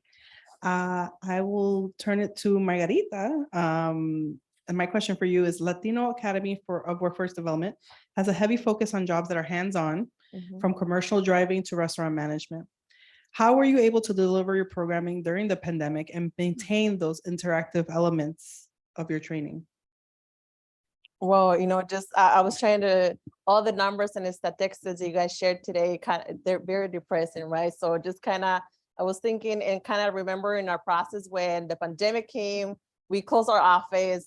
I had never used Zoom before. We didn't have an account for our organization either. So just going through the process that our staff internally had to learn how to use online resources to make sure that, we were going to continue. We did, there are many organizations in our area that they shut down for months. So that could have been an option for us too. Instead, we went to work from home, provided resources to our staff to make sure that we're going to be able to connect from home. And then we just started like, talking with other organizations and see like what resources are you using to providing and continue providing classes to the participants. We talked, we connected with technical colleges just to see, what they're gonna be doing. So we, especially, our CDO training program it's hands-on, our construction program, that it's kind of hard to teach a training like that online. So we, at least for our CDO training program, we didn't have something like technology or like digital skills for CDO drivers implemented in the class before the pandemic. So we started, we hire an instructor, and we just say like, we want this, we want to make sure that our participants are going to be able to learn what is needed or what they need in order for them to know before they go and apply for our companies. So once again, we met with the employers, like what are the skills that you're looking for the candidates, and what do they need to learn? So that we were able to provide that class online via Zoom. And they had to learn like how to take a picture, because a lot of CDO drivers, they had to take a picture, how to navigate the different systems that they use, ALD, and just kind of like how to use a spreadsheet, how to keep track of your orders if you're delivering. So those kind of basic skills that they needed to learn. So we were able to provide that online. And then for the driving portion, before the pandemic, we had 4 students in the truck. So unfortunately, we had to just have the instructor and the student. They had to wear masks, cover shields, gloves. The instructor had to disinfect the truck every time he had a new student. So obviously there was a bigger investment that we had to add to the class, but we stopped for a few weeks just to plan what we're going to be doing. But we continue providing the training to our participants. For our construction class, before we probably had 20 to 25 students in the class, we had to go down to only 10 participants. So unfortunately, that was, a negative side on our end. But if you look at our numbers from 2020 to 2021, we doubled the number of participants that we serve in our community. Fantastic, amazing. Dr. Williams, Pilar, and would you like to add anything about that? About like when you had to pivot and how you innovated? So same thing for our staff. I think the only thing I would add is we had to teach our staff as well how to work remotely. So it was one thing to ensure that our participants had the technology they needed, had computers, had Wi-Fi in their homes to log in the classes, but we didn't take for granted that our staff members knew how to do that, right? So some of our staff members probably could be participants themselves, and we do have some staff members who are alumni from our program who graduated and now are giving back and serving the participants. So really taking the time to just stop and teach them about the remote work that we were all learning at the same time, and ensuring they had what they needed in their homes, also Wi-Fi, computers, to be able to, facilitate the program successfully. Yeah, yeah, for us, we started this process of supporting the digital skills for our staff before COVID, because we had the fortune to have the computer lab from Hispanic Federation with the support. So we were starting some of the classes when the pandemic came. So again, like everybody else, thinking how we can first support the staff we already had. But a lot of our programs were in person. Yes, the ESL classes, High Set, Plaza Comunitaria, tutoring programs, citizenship classes. So we had a lot of in-person classes. So we had to start, it was long hours from our staff, calling person by person, hours, between 2 and 4 hours. Yes, teaching them, take a screenshot, we will send a video, you do this, clicking here, clicking there. And for parents, uploading apps to help the children. But also that opened, I think all of us had to fast forward that learning. Yes, even as for Zoom and all these Teams and all these platforms to start meeting and everything. And for our community, we saw it also, we had to really help them to fast forward that learning during COVID. Excellent. Well, I have another question for you, Pilar. I know we spoke briefly last week about the Google Career Certificates and how that's something that you've been able to implement an innovation for the programs. Could you share a little bit more about that experience and how that's contributed to your digital skilling programs? Yeah, definitely. So also in our area, also Google is moving to the RTP. So started this booming about everybody wanted to take the opportunity and the advantage of this company coming. And then we had the opportunity to have these classes. So we, again, as you know, we went out there to look who from the community was interested in taking these courses and were ready, or what else they needed to be ready. And also explaining to a lot of our community members what was about, because when you talk to people is, you know, IT, yes, technology, digital skills is like, what is that? Yes, I'm not ready for that. I'm not good at any of that. And it's explaining and expose them a little bit of what it is and doing that outreach. And again, see what else do they need sometimes. And I was during the pandemic, and again, being more creative in making videos, explaining things. Sometimes it's easier for the community, yes? Being available for them to ask the questions they needed to ask. And, you know, the follow-up with them and being them during the courses. And again, sometimes because different reasons, people start not doing it because that's at your own pace, yes? So start following up. But if you follow up with them and see what else do they need. Sometimes now that we are doing some hybrid work, sometimes is childcare, sometimes is they can't concentrate because they are doing it at home and the children are around, running around. Now they are in school, but during the pandemic was really difficult. So trying to see what else do we need to support that process for people. So again, the credentialing, right? Certificates, you know, putting that showing the work that someone's put into those trainings. Anything you'd like to add to that, Margarita, Dr. Williams? Just to echo into that, you know, I think we follow the same approach that we try to make sure that we have this holistic approach as well, so that we support our participants, not just to find employment, not just with trainings, right? But we also, you know, if they need childcare, the Latino Academy, we started this, I'm trying to, so it's a class that, you know, even like nutrition classes and this mindfulness. I was trying to remember the term mindfulness. So even before the pandemic, we were providing mindfulness to our participants. So just, you know, those type of resources that could elevate the participant at a different level, that they can feel more confident. So when they finish the training and take on those jobs, they can thrive and be very successful.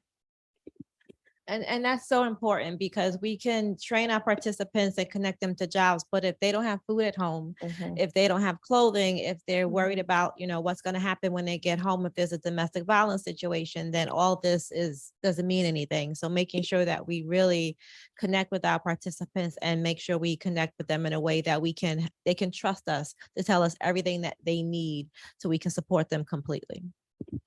Thank you. Thank you. I know we're getting close to the end. I wanted to, if there was any questions from the audience. I know there were a lot of nods. I heard a lot of so I know a lot of people are relating for sure to what's being shared. We also are going to have a little break after. So if folks want to, you know, also come up to the panelists individually and pick their brains. I see one, Lindolfo. If you want to go ahead and ask your question. Thank you. It's amazing. Oh. It's like we're in the UN with all these mics. Right. Will the delegate from Maryland, please, from CASA? Go ahead. Thank you. Thank you. No, thank you for the presentation. It was amazing. Just one thing that I like to ask is, who is anyone here that includes or embed power within the community? Like organizing or mobilizing, doing things to empower that community within the program, of course. Thank you. Excellent question. Yeah.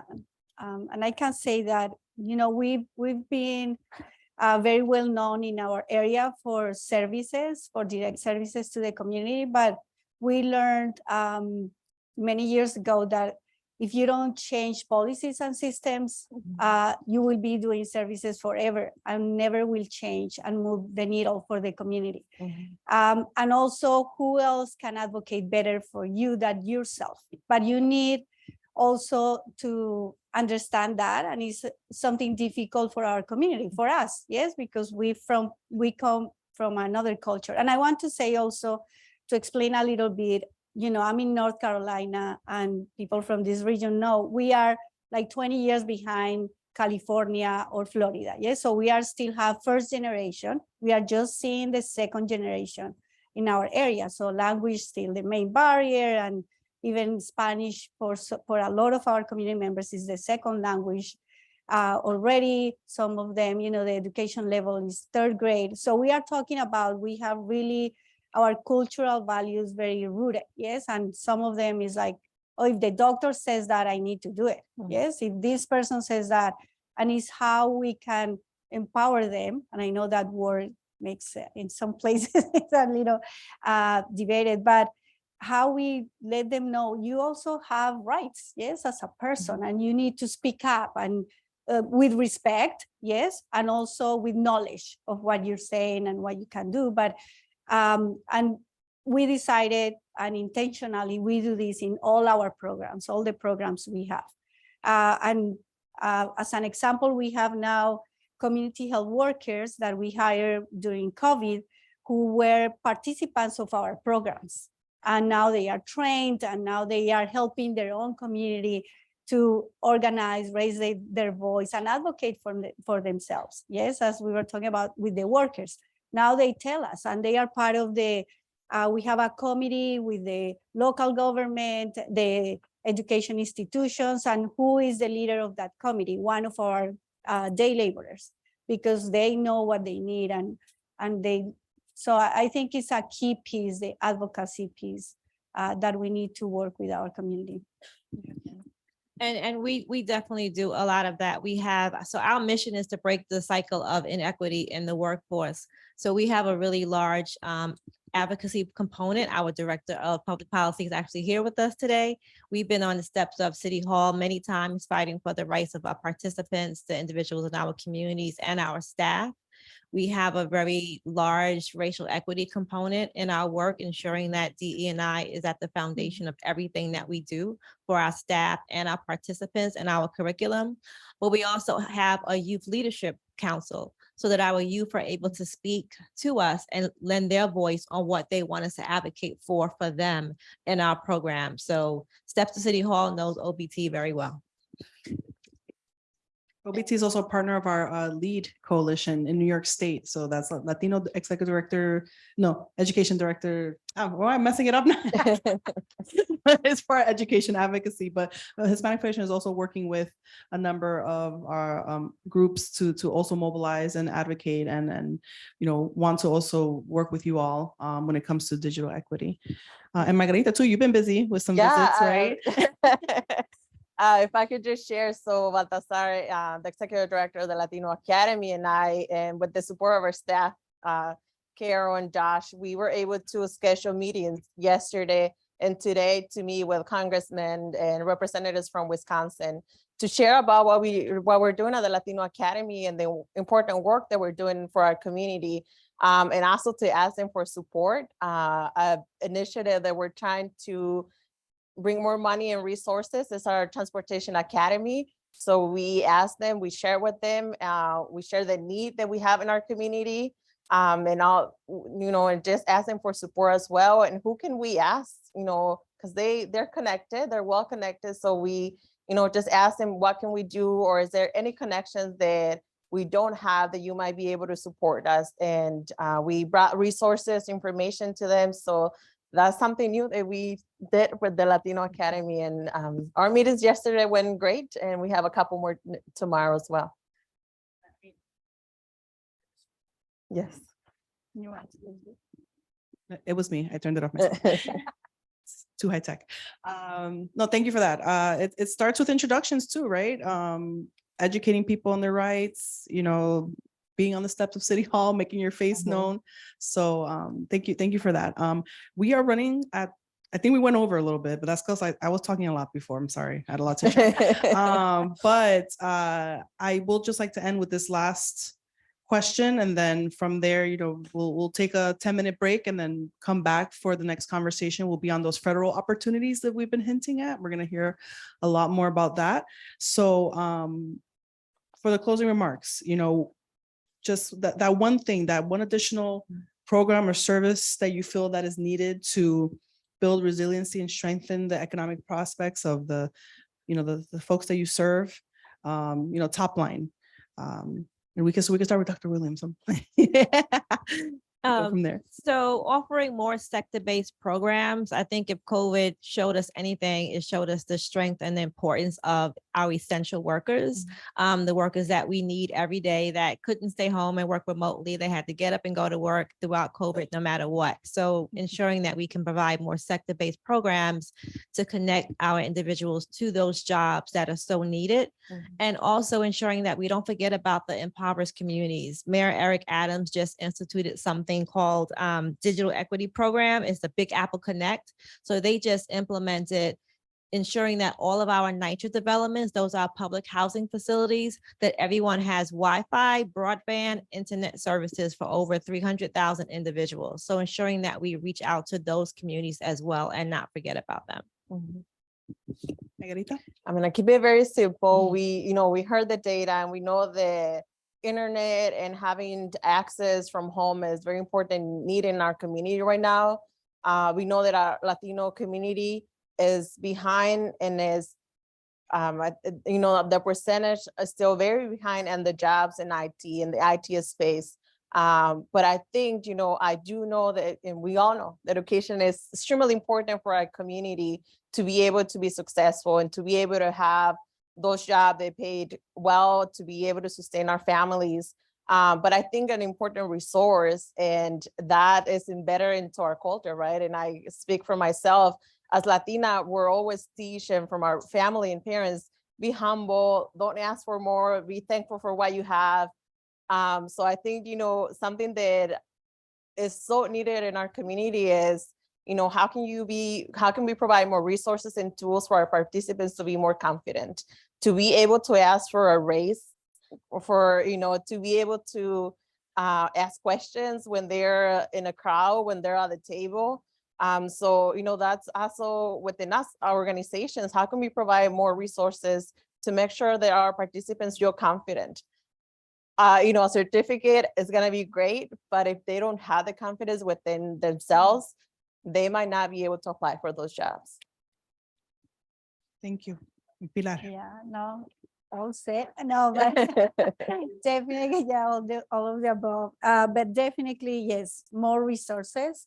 And we talk resources, in education, talking about this internet access devices, because we teach, life skills for moms and community members, but if they don't have the devices or the internet access, we are not doing anything. So really access in general, and of course, trainings and definitely advocacy. So I think COVID brought to surface all the inequities we know existed before. And for a lot of the people, yes, in government, state governments and everything, we're like, oh, we didn't know that was happening. Oh, is this COVID? And we're like, so I guess, taking advantage of that time and saying, this exists, what are we going to do? So when the next thing comes up, we don't end up on this. Yes. So what are we going to do? So that advocacy piece, I think, is important, and we need to take advantage of the moment that just happened and helped us somehow bringing all these to the surface. Build our resiliency, right? So we'll end on that note. I'm sorry I shortened our break time. So we have about 6-7 minutes, but take the time, get up, stretch, and we'll be back on that conversation about federal opportunities. Thank you. Thank you. Thank you. Thank you, panelists. Thank you.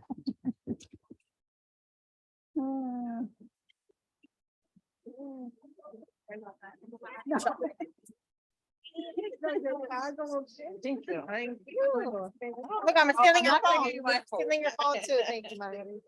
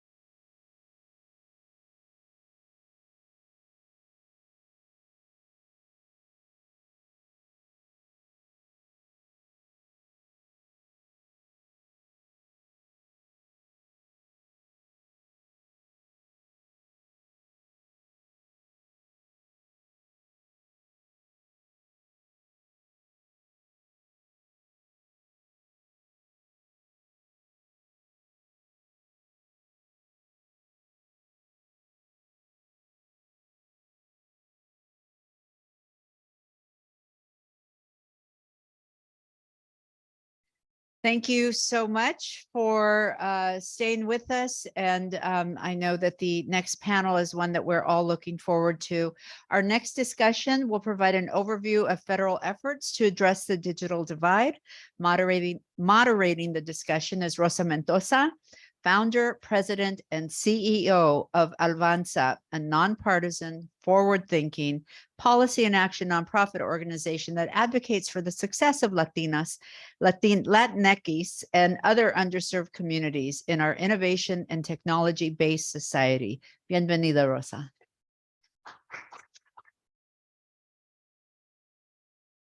Thank you, Laura. Good evening, everyone. Thank you all for joining us today for this important discussion on the federal efforts to address the digital divide. And thank you to Brent Wilkes, Laura, and the Hispanic Federation for inviting me to moderate this important conversation and to introduce one of our featured speakers. As Laura mentioned, my name is Rosa Mendoza, and I'm the president and CEO of Avanza. We at Avanza are committed to ensuring that Latinos and members of other marginalized communities are given the opportunities and resources to thrive in every sector of our economy and society, and are equipped to take advantage of the benefits of technological innovation and progress.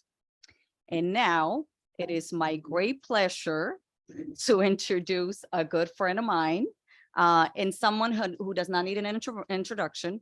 He used to be one of our advisory board members at Avanza. And again, he does not need an introduction, but I'm just going to say that Donald Cravens is the first ever Undersecretary of Commerce for Minority Business Development at the U.S. Department of Commerce, Donald, it's wonderful to see you. Thank you for being here, and thank you for your support.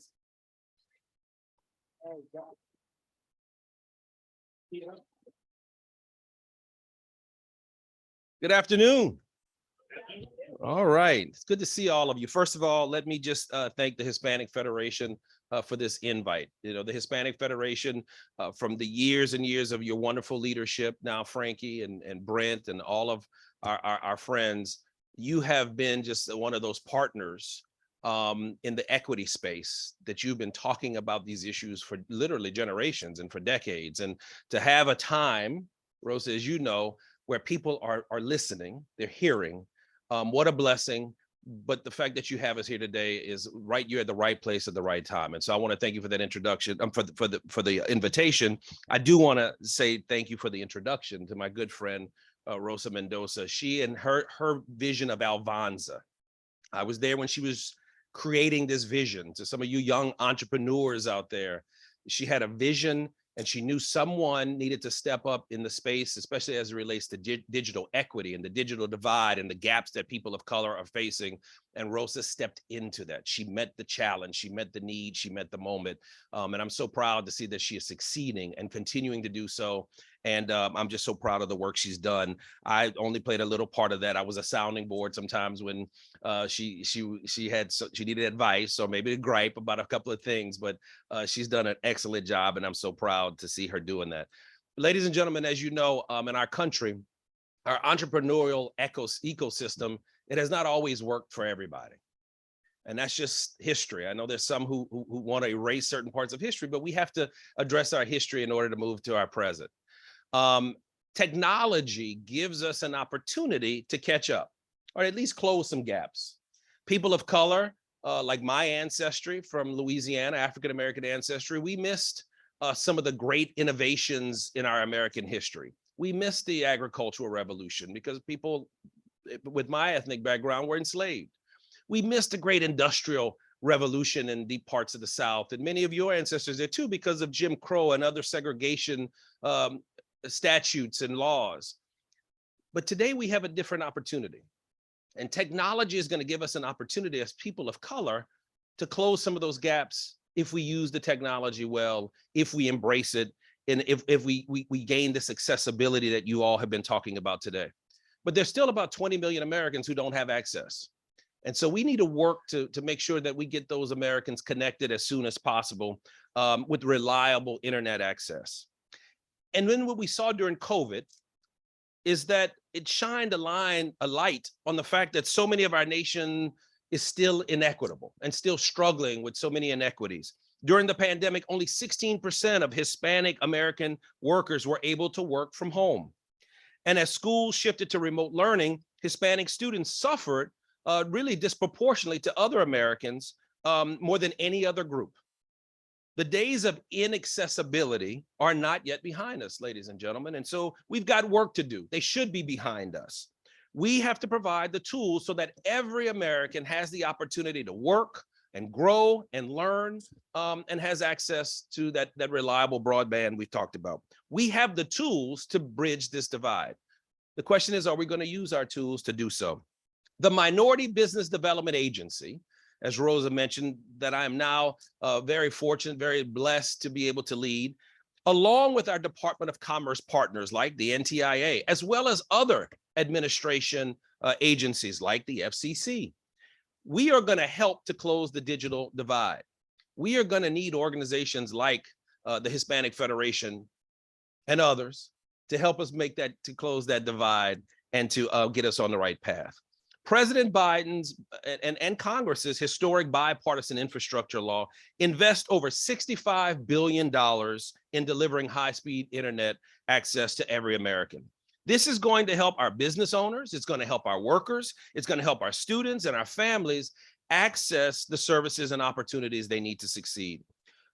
Ultimately, bridging the digital divide is about giving every person an equitable shot at the American dream, which is the mission of the Minority Business Development Agency. Now, I want to talk a little bit about my agency and brag about it just a little bit.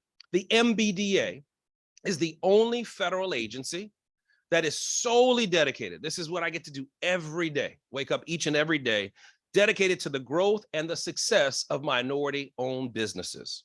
It's our mission to create a more equitable business ecosystem in order to elevate America to its full economic potential.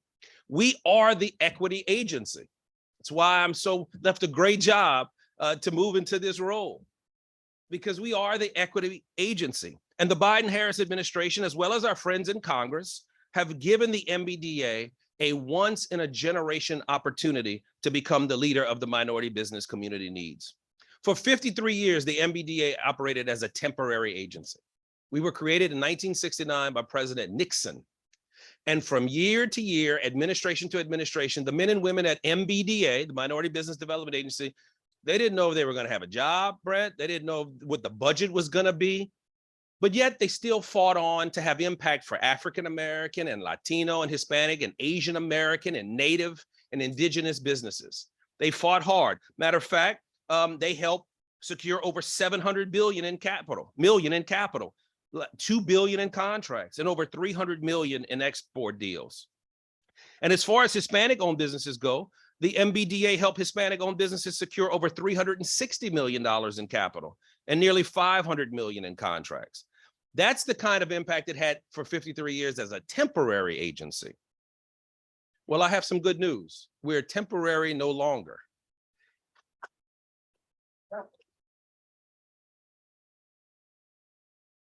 In November, in the Bipartisan Infrastructure Act, which you hear a lot about, in addition to the $1.2 trillion for infrastructure and broadband, in that legislation was the Minority Business Development Act.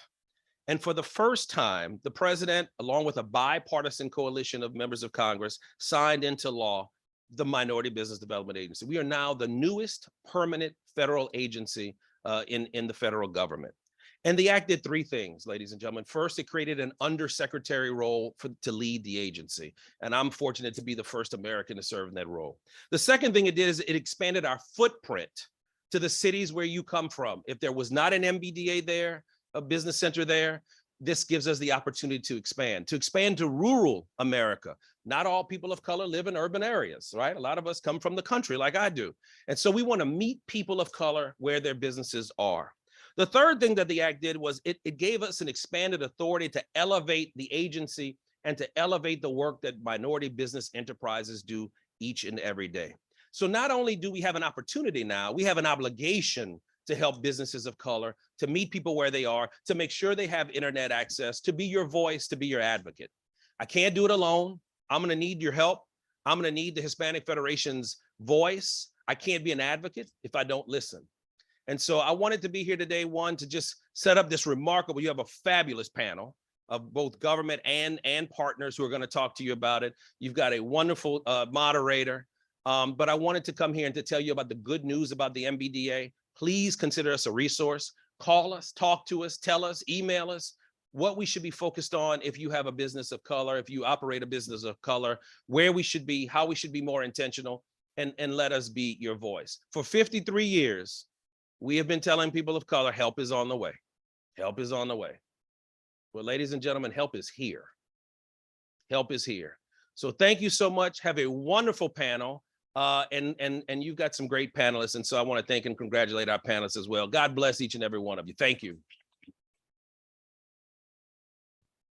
Thank you, baby. Thank you, Don. Thank you for joining us and providing an overview of the federal investments made to close the digital divide. As we know, the COVID-19 pandemic highlighted the inequalities experienced by underserved communities in accessing broadband and in receiving professional digital training opportunities. COVID disproportionately impacted Latino workers. As our good friend Don mentioned, only 16% of Latino workers were able to work from home, and Latino unemployment exceeded 20%. In addition, the lack of access to broadband disproportionately harmed Latinx students, as many school systems shifted to remote learning. These challenges led to historic investments by the President and Congress to fund programs that address the digital divide. Our speakers will discuss how these investments will be implemented, and how advocates can ensure Latino communities benefit from these efforts. I have worked on this issue of the digital divide for many, many years. And it's been actually very frustrating because this is an extremely important issue and it has not gotten the attention it deserves. It's finally getting it. But the problem is that if we don't do this right, we're going to be working on this issue for many, many, many more years. And if we don't do it right, the communities that have been on the wrong side of the digital divide not only are going to continue to be on the wrong side, but they're going to be further behind. So we have an opportunity to close this very stubborn digital divide because as a country, we're finally paying attention to this issue. As a country, we're finally putting the resources behind closing this issue and solving this issue. But again, if the money that is being allocated, which is a lot of money, if that money is not used wisely, this issue is not going to go away. And underserved communities, Black and Brown communities, are going to continue to be harmed by this issue. And our country is not going to be able to move forward if we leave Black and Brown communities behind. Every time I speak on panels, I remind the audience about this, and I'm going to remind everyone again, especially because this is being recorded.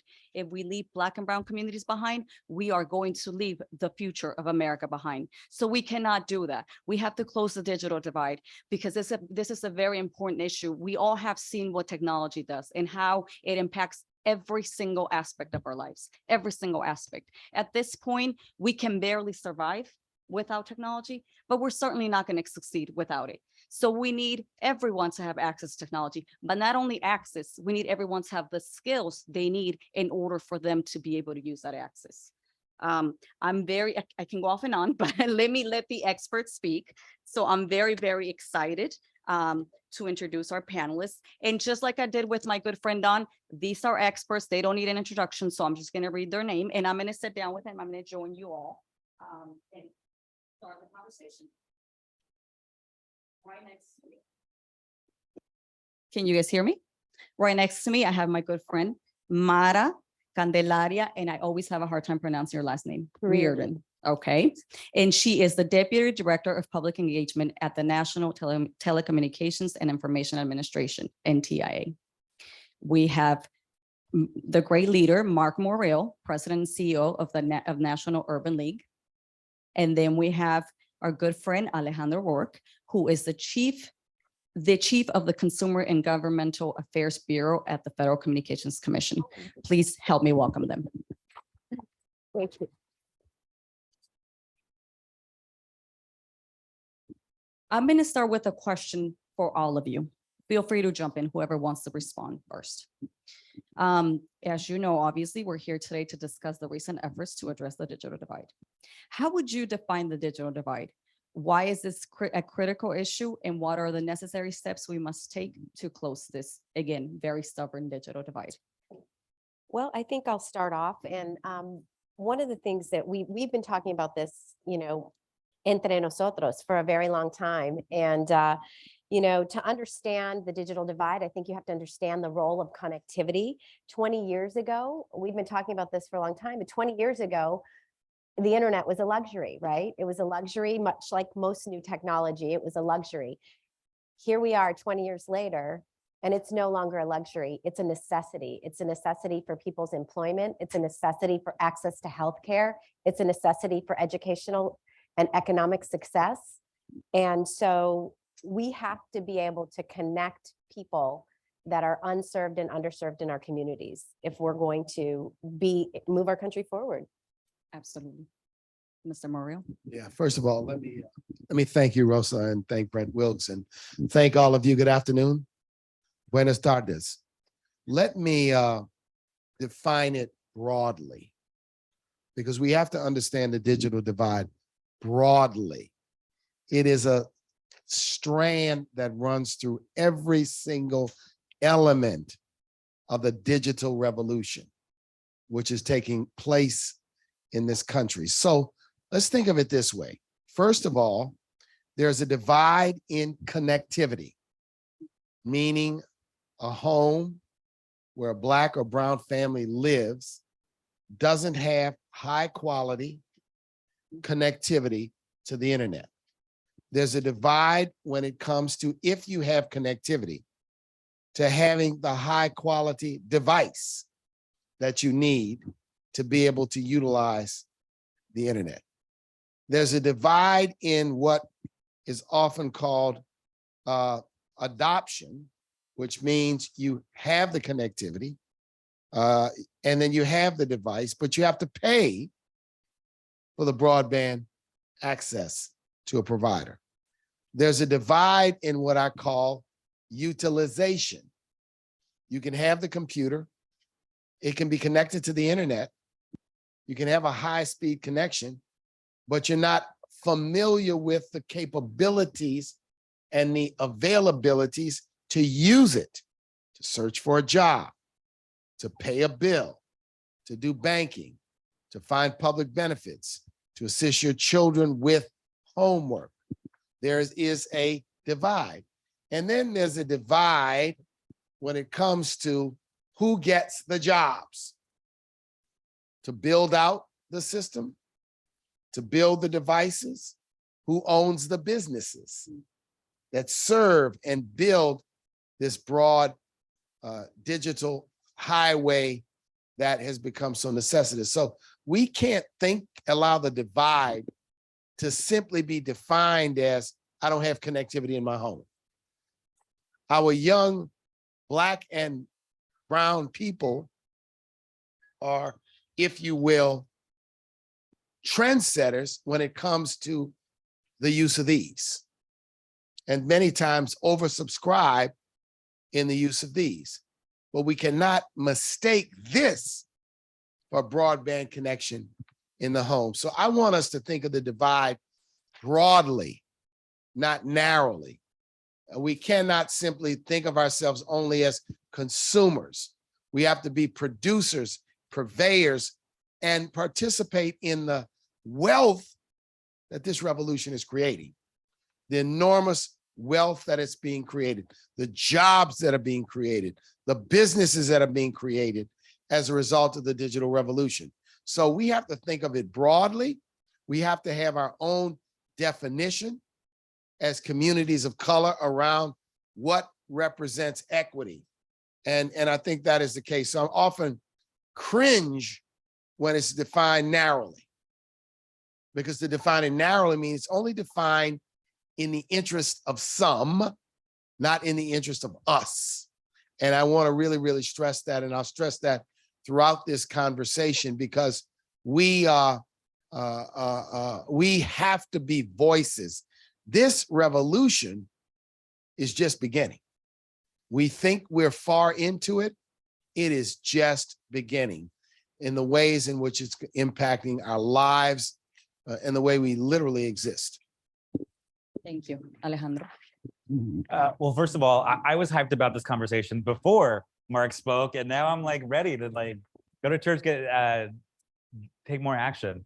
So I think that like Mara said, like Mark said, when I think about the digital divide, I really consider it an opportunity divide. I think today, when you don't have access to high quality, high speed internet at home, you have limited opportunities when it comes to employment, when it comes to your education attainment, when it comes to the convenience, safety, and privacy of being able to do telehealth at home. So for me, it's like when we talk about the digital divide, I know that we're in a room full of kind of like nuestra familia, multicultural advocates from across the country. But I want to kind of underscore why we're talking about the digital divide through the prism and the lens of our multicultural experiences, because those that are least connected in this country, Latino households, Black households, tribal households, are the ones that are least likely to be connected.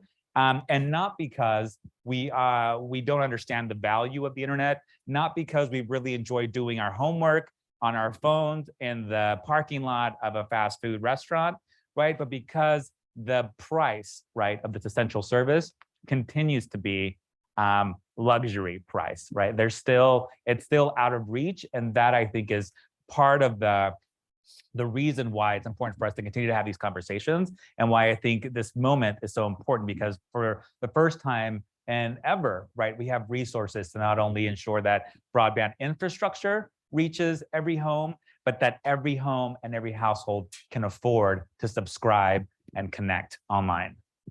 Absolutely. Thank you. Again, we have an opportunity to close this stubborn divide, but all of us have to do our part in order for that to happen, because as they mentioned, and as I mentioned earlier, we now have resources, perhaps not all the resources that we need, but we have resources to make tremendous progress. But we got to make sure that those resources are used wisely. And I'm going to keep repeating that throughout the panel, because that's very, very important. Next question, I'm going to start with you, Mara. The pandemic, obviously, as we know, exposed the many disparities experienced by underserved communities, especially when it comes to digital access and employment opportunities, directly affecting economic prospects, in this increasingly digital world.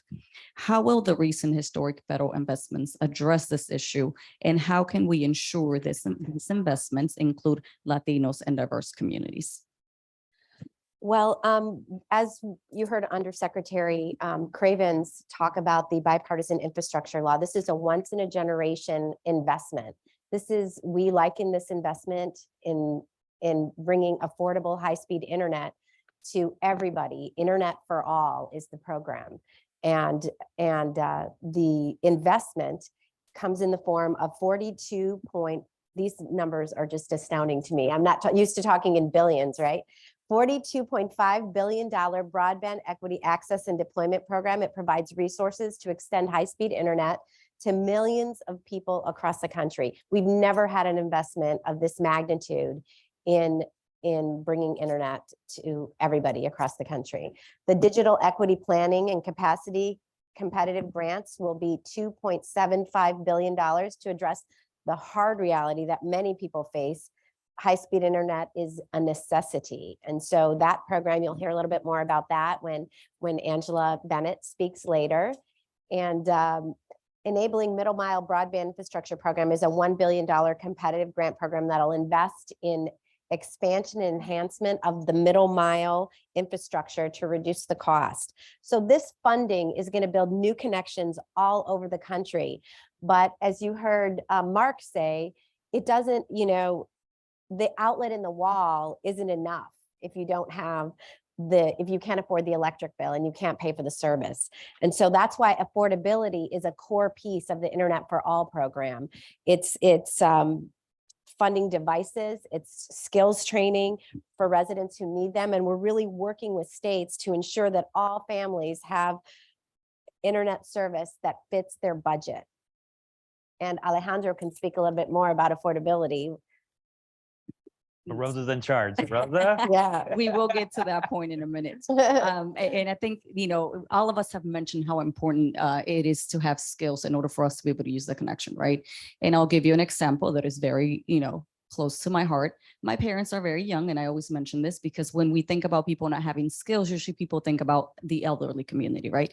My parents are very young, and they can afford thank God, they can afford to pay for an internet connection. They live in an area where they have an internet connection, but they don't have the skills for them to be able to navigate the online world. So it is extremely important that we invest resources in ensuring that everyone has these skills. And again, in order for them to be able to take advantage of this very, very crucial connection. And the next question, I'm going to go to you, Mark. Please tell us more about the Lewis Latimer Plan for Digital Inclusion. That's obviously the National Urban League's effort to address the digital divide, or one of the many efforts, I should say. How can this plan serve as the framework for communities of color across the nation seeking to advocate for equitable digital inclusion? Excuse me. Yeah, thank you very much. So we imagined during the last presidential election that should the Biden-Harris team win, that they were crucially interested in an infrastructure thrust. And we had years earlier put a marker down with what we call the Main Street Marshall Plan, which said, when you think of infrastructure, you can't just think of roads, bridges, ports, airports, and highways. We don't want a paving program. We want an economic investment initiative. So our early plan, the Main Street Marshall Plan, said infrastructure included broadband. We also said infrastructure included housing. So as the election neared and the transition began, we thought that we could contribute to the discussion by putting a plan together that incorporated principles of equity. So the idea, when you have an administration that is interested in having you at the table, you have to go to the table sometimes with more than talking points. So we said, we're going to go with a plan. That plan was the Lewis Latimer Plan, named after the Black man who worked with Thomas Edison in the invention of the incandescent light, held a whole host of patents, but sold his patents off and never, ever got an opportunity to earn the wealth that his own inventions created. That plan was fundamentally included three principles, 3 A's: availability, meaning at-home broadband service of a high quality, high speed nature is available to all communities, including communities of color. 2, adoption, meaning that households in these communities had the resources to subscribe to a home broadband service. And thirdly, access to economic opportunity, meaning that the broadband and broadband-enabled industries would employ a diverse workforce and provide business opportunities to communities of color. So against that framework, we went in. So this encouraged the adoption of the first emergency broadband benefit program, then its successor, the Affordable Connectivity Program.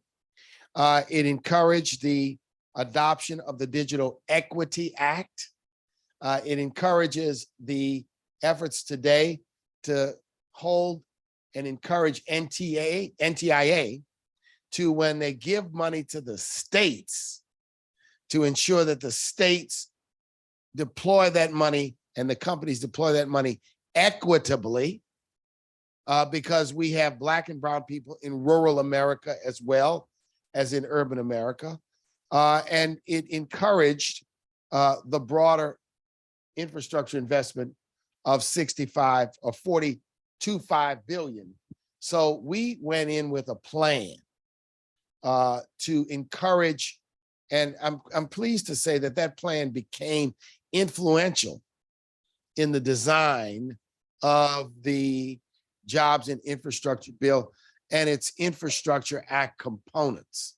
So the lesson I think we all learn is, on these issues, we have to not allow equity to be the tail wagging the dog. We cannot allow the conversation about equity to be the caboose on the train, where somebody draws up a bill, we look at it and we say, oh no, this is the same old, we're not going to benefit from it. But we are on offense, we are affirmative in doing this.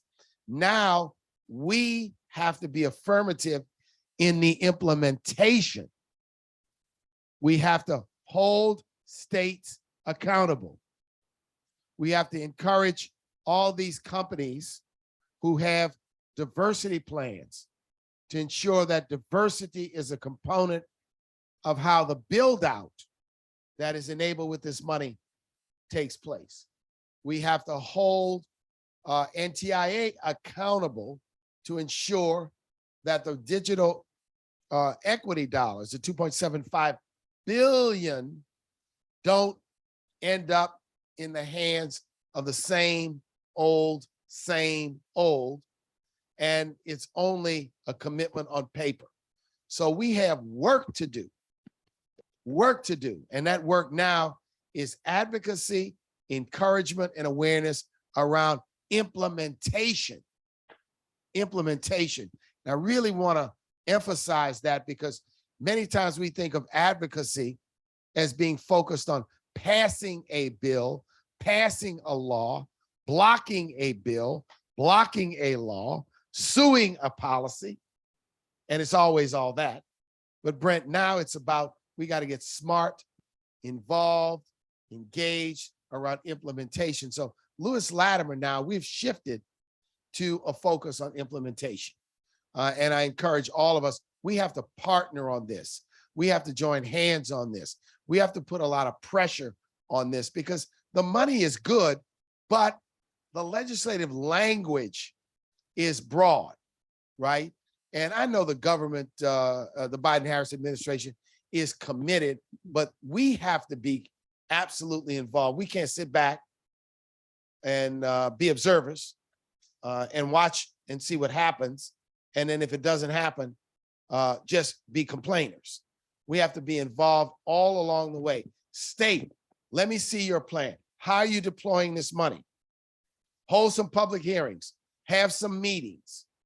Let us see. We have to be absolutely involved. We, our legislators that represent our communities, were the ones that passed this bill. They put their political weight behind the passage of this bill. They were in the trench fighting when some people said, no, infrastructure shouldn't include broadband. It should just include a paving program. Remember, Mitch McConnell, we want traditional infrastructure. That's code for cutting out what we're talking about here. We got to remember this because we have to, our legislators who voted for this want us to be loud and vocal and smart and advocating for the implementation of this money in an equitable way. So that's our charge. And absolutely. Absolutely. And I would add that we also have to be very, very active in educating our communities about these issues. If we go downstairs and go to any of the restaurants in this area, and if you talk to the staff members at these places and you ask them about these issues, they probably will have no idea what we're talking about. So we need to educate our community about what this means, how this impacts them, and how they can get involved and hold all these leaders that Mark mentioned accountable to ensure that, again, we do this right so that we can close this digital divide. And Alejandro, I'm going to you next. Please tell us more about the Affordable Connectivity Program and the impact it will have on closing the digital divide. Happy to. So first of all, if there's not already a Mark Muriel podcast, there needs to be one because I want to start my morning with this energy. Number one, I'm ready. Two, I encourage everybody to read the Lewis Latimer plan. It's 100+ pages, but you know what? I printed it out. On a Saturday, I got a cup of coffee and I read through it. It is so, I think, thorough and thoughtful, and really, I think, walks us through what's at stake for our communities, what has been at stake, how we've been left out, and most importantly, how do we course correct to ensure that we're building a future where all of us can participate in fully and equally. There's also a really nice executive summary. So if you don't want to read 100+ pages, the executive summary also does a really good job. So thank you guys for doing that, because I think it definitely informed my approach and my thinking about these issues. So I want to go back to the Affordable Connectivity Program because we've talked about infrastructure, right? NTIA is giving communities a lot of money to build out broadband infrastructure where there isn't, right? At the Federal Communications Commission, we really think about or consider equity as a couple of things. One, we want to make sure that we have accurate maps, right, that reflect where broadband is and broadband isn't. That's critically important. We also want to ensure that we are bridging the affordability gap, right, which is where the Affordable Connectivity Program comes in.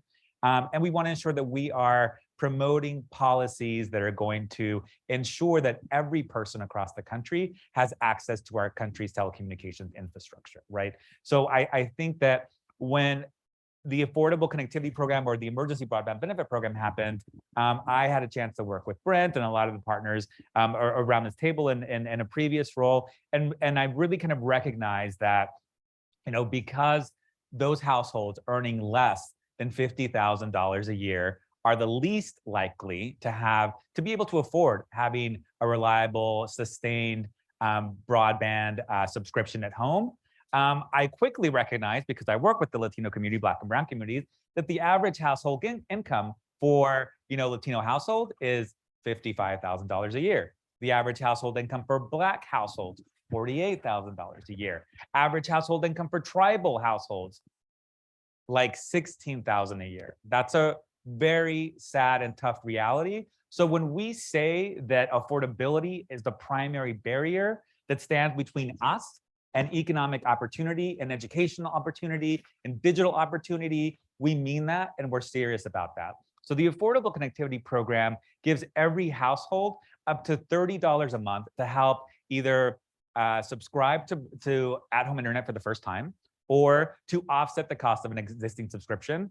I know that all of us are thinking, $30, that doesn't sound like a lot of money, but we also have over 1,300 internet service providers across the country who offer high quality, low cost plans that could be entirely covered by the Affordable Connectivity Program. So when we say that benefit makes a difference, we also know that there are plans that will be completely covered by that subsidy that will essentially make it so that low income or I hate using that word, or kind of cost sensitive consumers, right, will be able to afford the price of having a reliable at-home broadband subscription.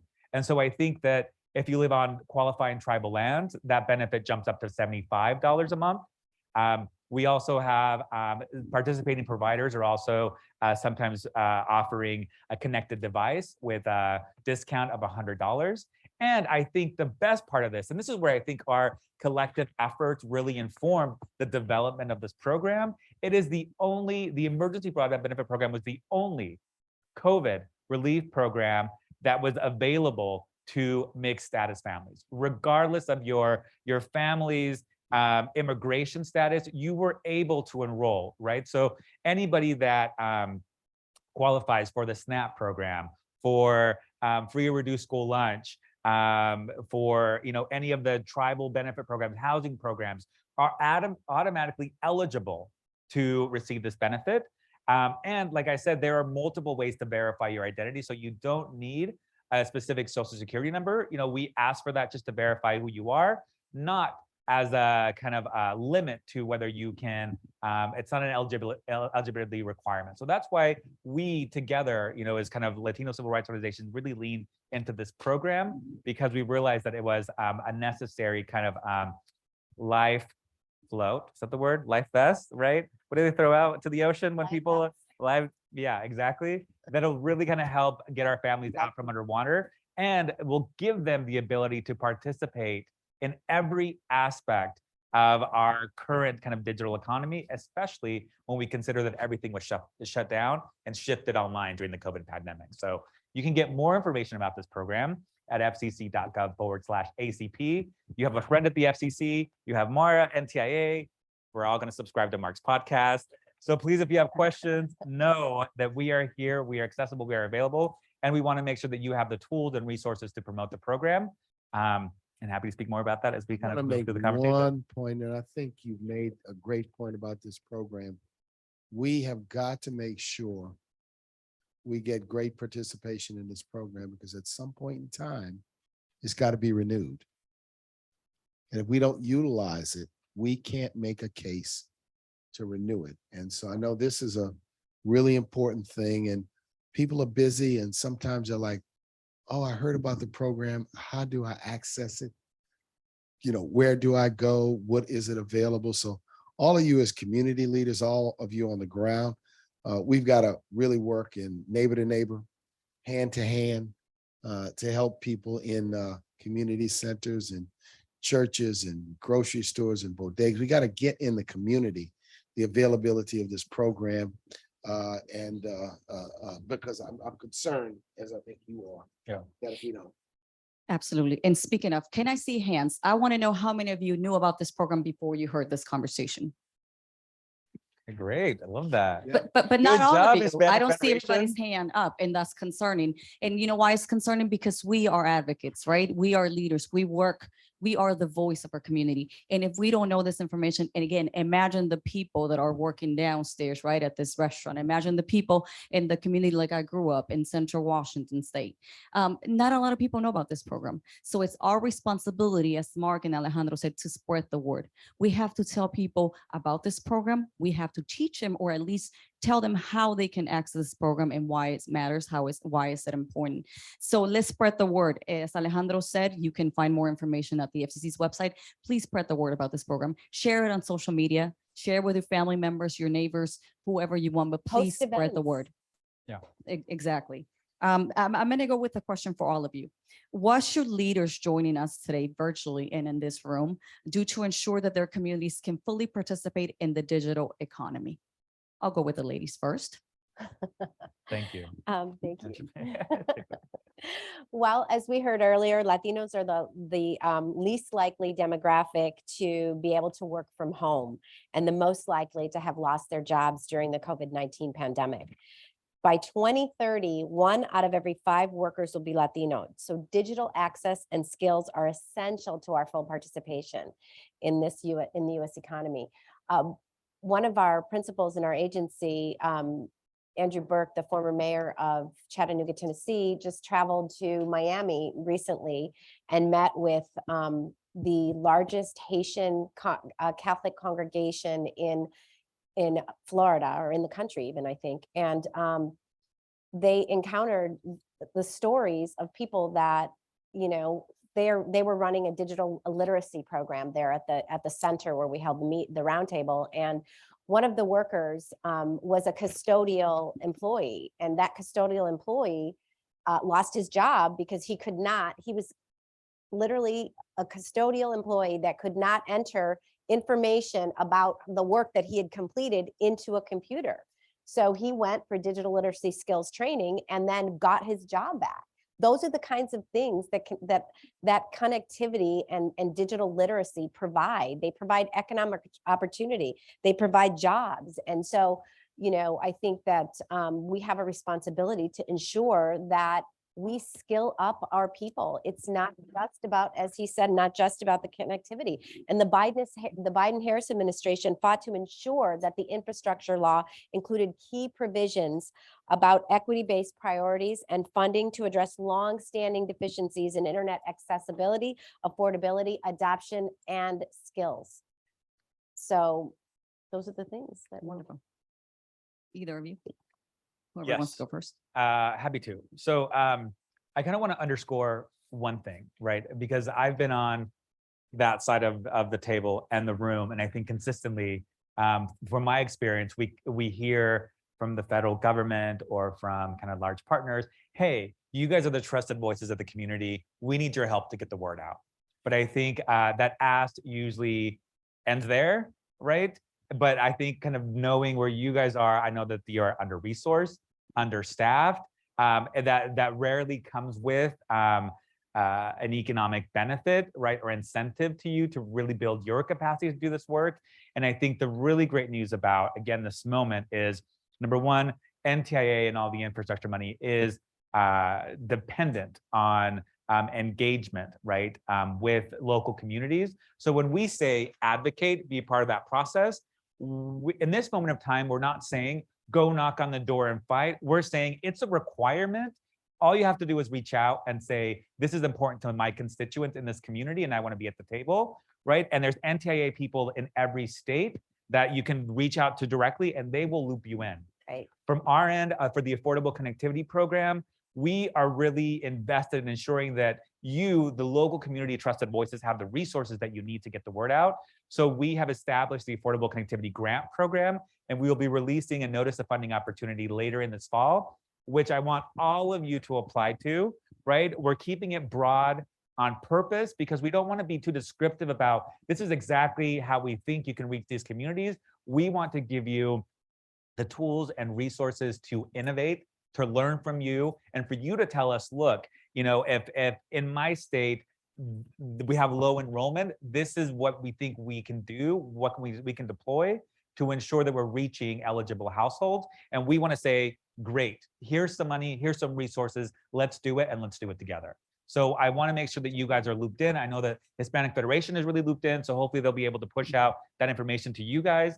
But I think that right now we're saying we need your help, and we're also here to help you. We have all of our outreach materials in up to 12 different languages. We are updating those to ensure that there is a consumer-friendly marketing message in Spanish and API languages. So all of that to just say here, like I'm not here to ask, I'm also say I'm here to help, right? And I want us to work together. And for the first time, I think in a very long time, we have the resources to really partner meaningfully. Well, and I think when you mentioned the FPOs in every state, that's one thing that I forgot to mention is that, you know, when President Biden said that he wanted to meaningfully connect everyone in America, he said it was going to take an all of government approach. And I think that it's going to take all of you as well to be engaged in this process. And the FPOs are our boots on the ground. They're the ones that are going to be your, you know, contacts and your conduits for reaching. I mean, you can always reach out to us and our agencies, but certainly they're the ones that are on the ground in the states working with the planning as the planning goes. And so it's really important that these organizations, the Hispanic Federation's member organization and affiliates, are at the table. This is not only a connectivity issue, as he said, it's a jobs plan, right? And so they have got to, you know, these planning processes are going to be engaging, and they have to engage you. It's a requirement for them to engage you. And so please reach out to your local broadband offices and your FPOs, your federal program officers. And if you need to know who they are, we're happy to connect you. Ding, ding, ding. Notice of funding availability coming out. That's right. All right. This fall soon, right? Very important Yeah. that we all get prepared, because this is what we worked for. This is what we fought for, so that there would be resources for us to do our work, to be able to connect our community. Ding, ding, ding. Anything we take away from this meeting, that's crucially important, because everyone in this room knows exactly what to do, understands how to do this, knows how to carry this out. And now there are resources available from the public side, and with everyone's great gymnastic fundraising ability, you can merge it and match it with some private money and really, really make a difference. Ding, ding, ding. Then, ding, ding, ding. Mark gets all the class. Down the road, the Digital Equity Act. Yeah. And money will be available, I believe, from NTIA, maybe late in 23 or 24. Once again, there will be opportunities. I know what we're doing at the National Urban League now. We want to plan, think, strategize. What's the best approach? How do we do this so that it can be effective? This is what we fought for in the Latimer plan. This is what we've been asking for over a decade. This is what our legislators voted for. This is what Biden and Harris committed to and have now delivered. It is there for us to be able to do our work. And I think we just have to be really, really focused on this, because I say all the time, money matters. Don't be afraid to say money matters. I really sometimes get perturbed when people want us to reinvent the world, change all the issues, lift up our community on prayer and goodwill. On prayer and goodwill. We have a lot of prayer and we got a lot of goodwill. We always have an abundance overflowing of that. And we know that with just some resources, we can make magic. We can make a difference. And so predicated throughout the debate on this was money, not only for companies to do build out, but for a community. And we have a Federal Communications Commission team, I believe, that is committed, an NTIA Department of Commerce team that is committed, a White House team that's committed. And I think they're really depending on us. They said, we told us, put the resources in your hands and you'd make a difference. You'd help to close this divide.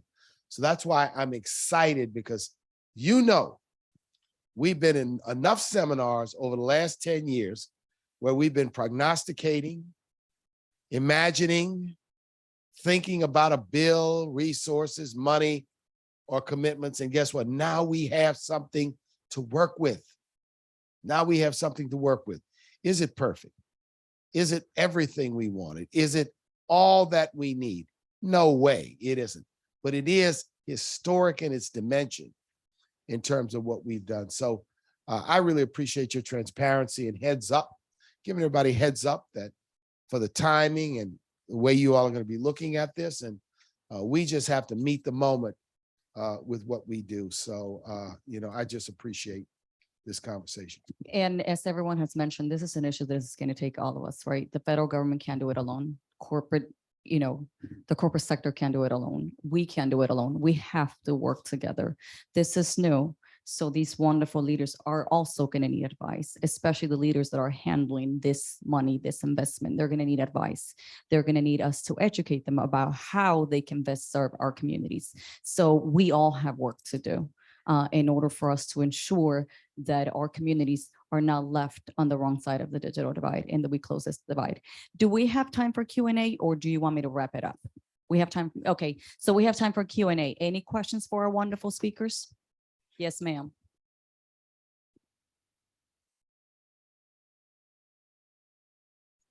Thank you. Oh my God, you guys are making our dreams come true. And we cannot do it by ourselves. Thank you so much for all of this that you guys are sharing with us. But I would like to ask something that I think is very crucial. First of all, we are thinking about to provide our community that all that is needed on all these digital different products and services for them. But I would like to remind to all of us that is not just this. We need to understand that our community needs to be educated on security too.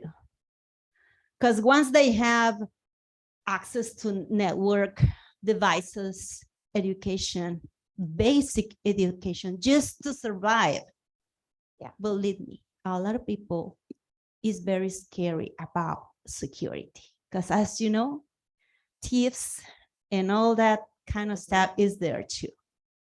That's the first thing that I would like to mention, and I'm going to my question. My question is, do you think that we cannot only spend the money in our community? Do you think that we can invest the money in our community? Invest instead of spend. Because once our community is educated and has the tools, the skills, then they can move the economy on this country. So how can we better approach to our community thinking about security and investment for them? So my question is, how can we together bring and deliver security, and making sure that it's an investment? Well, I consider it, specifically, I think with our grants program, I think a lot of things that are happening at NTIA, a community investment, right? We really are investing in building your capacity to have a digital equity strategy. If you don't yet have one, it's time to get one. And we're giving you dollars to think about that, to consider the unique kind of barriers and circumstances of the communities that you serve, right? So I consider it not just my hope and my goal is that this isn't just money that disappears. It's money that really, I think, helps seed, right? Helps build capacity from the ground up and the middle out, right?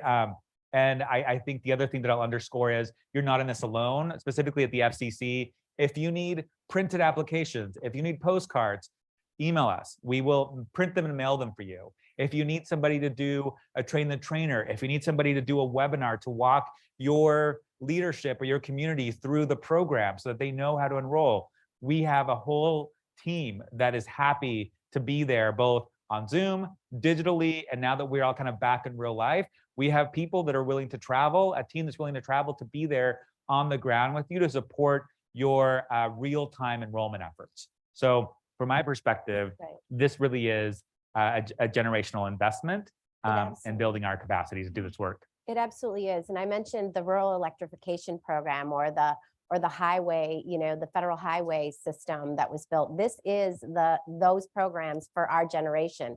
And this is a huge investment. And I love what Mark said about implementation. So we know that $62 billion is going to do great things, right? I mean, there's going to be some good outcomes, but with your engagement in this process, in the implementation, it can be great. It can go from being good to being great.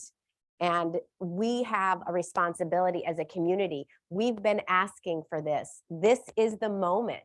This is the moment that you all have to say, this is how we rebuild our communities. This is how we skill up workers. This is how we get more Latinos and more people of color into tech. This is how we build a workforce. We shouldn't just be engaged in the discussion of where the connectivity happens. We need to be engaged in building it. Why can't our workers be building that infrastructure? That's what we're looking for from you. That's what we need you guys to do, to contact your broadband offices.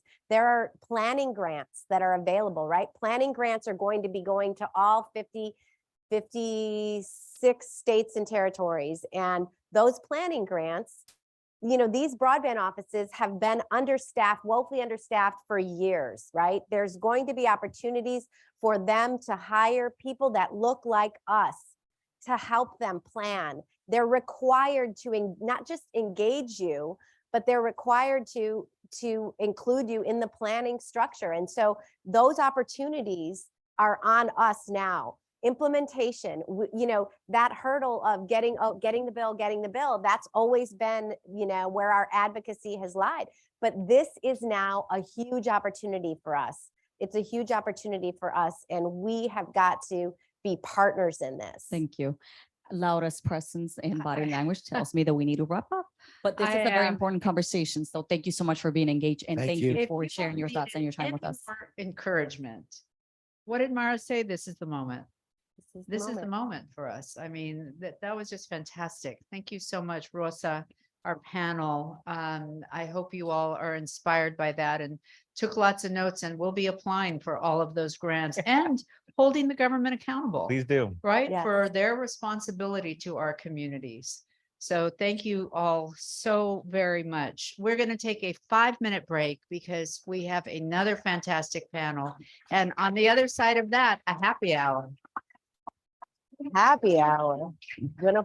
Thank you all for sharing your thoughts and your time with us. Thank you. Thank you everyone for joining us.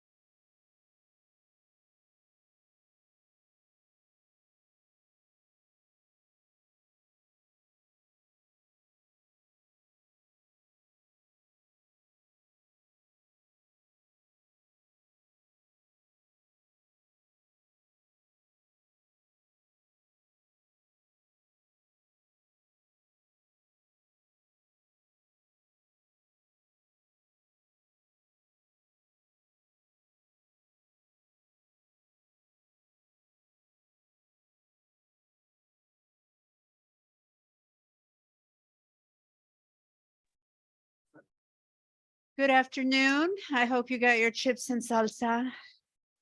Thank you, everybody. Welcome back for our last very exciting panel. What do people think about the day so far? Right? It's been pretty energizing. And I don't know about you, but I'm feeling incredibly hopeful. You know, we started off the day talking about statistics and that are hard to hear about what our communities need and exactly how big that divide is for our communities. But I am ending the day feeling very hopeful about the prospects for our future, about what's possible. And I am very hopeful because I know all of the groups in this room and the people watching are committed to this issue. So we will continue. We will continue making progress, and we will continue with the day in our last panel before we get to happy hour. So welcome back from the break. Our next discussion brings together a incredibly distinguished panel of civil rights leaders who are going to discuss not only the digital divide, but efforts underway to address it and how diverse communities working together can ensure that federal and state efforts to address this challenge are targeted to our communities, the ones that need the most help. To moderate this conversation, I want to introduce my colleague and dear friend, Brent Wilkes, Senior Vice President for Institutional Advancement at Hispanic Federation, and one of the key drivers behind Hispanic Federation's Digital Accelerator program. To take it away and moderate the panel. Welcome, Brent. Thank you and good afternoon, everyone. Can I just take a point of privilege to thank Laura? She is an amazing advocate for our community. Yeah. And you probably think she's a professional moderator because of the great job she's done today, but she actually is every day working in Congress and with the White House to represent our community, to make sure that our voice is heard and to speak truth to power to a lot of very powerful people. Just yesterday, she had a big win, was able to stop a bill that would have taken away a lot of the environmental justice rights that we have today in our efforts to try to keep dirty fossil fuels from going through our communities. So congratulations, Laura, on that. But she is there every day. She works long hours, and I think that sometimes we don't talk about our unsung heroes as much as we should. She's really been an outstanding leader for us. So thank you, Laura, for being here and for supporting us today. I do want to say, gosh, this last panel was amazing. We really had a great discussion. And so a lot of the things that we want to try to talk about today were covered, but there's some great points that we want to get to. So I'm looking forward to introducing our panel. But before I do that, I want to introduce a great friend, Andres Chong-Torres, who has been an outstanding leader for our community. When I first came to Washington, probably about 34 years ago, I think Laura beat me here, but no, she didn't. I actually got here first, I think. But you know, one of the things I said, the federal government's really big. You know, it's confusing, and it's hard to get your head around all of the different agencies and what do they all do and who am I supposed to talk to? And I think a lot of folks think, oh, you know, community-based organizations, they should come up here and they should, you know, talk to the right people and make sure that they're representing their community and make sure they get the job done. But it's confusing. And so I thought back then, gosh, I wish there was somebody that we could talk to that could kind of help us navigate the federal bureaucracy and figure out, you know, what are the right points of contact and how are we supposed to talk to who and where should my organization fit within the federal spectrum of different programs and activities. And so the great news is that Andres has that job for the Department of Commerce. He is the director of the Office of Faith-Based and Neighborhood Partnerships at the U.S. Department of Commerce. And in that capacity is really your advocate for the Department of Commerce, so that if you are confused about where do I plug in, how do I engage with this agency, Andres is the first phone call and his team, because he's really going to help you figure out, okay, what you really need to do is to meet with Mark or to meet with Annette or to meet with Mata, or, you know, perhaps you actually heard the wrong agency, you need to go over to talk to FCC and Alejandro. So he can help you navigate that. And he has regular calls with nonprofit leaders from across the country. And he goes through the different initiatives that the department has. He's going to have a conference coming up that you're all invited to, I think. Is that fair to say? Yes, you're all invited to that, to help engage you to that. And he's really been put in place by the president to represent our interests in this very important agency that does a lot. And especially now that we're talking about broadband and we've got these wonderful programs throughout there. So I wanted to be able to introduce him. He's responsible for the creation of an environment within the U.S. Department of Commerce that welcomes the participation of businesses, faith-based and community-based organizations as valued and essential partners assisting America's most underserved communities. Andres directs the activities of the department's Office of Faith-Based and National Partnerships and advises the Secretary and Deputy Secretary on the promotion of equity, job creation, and economic growth. Please help me welcome Andres.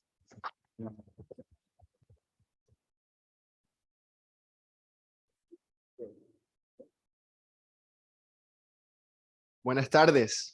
Buenas tardes. Good afternoon, everyone. My name is Andres Chonqui Torres.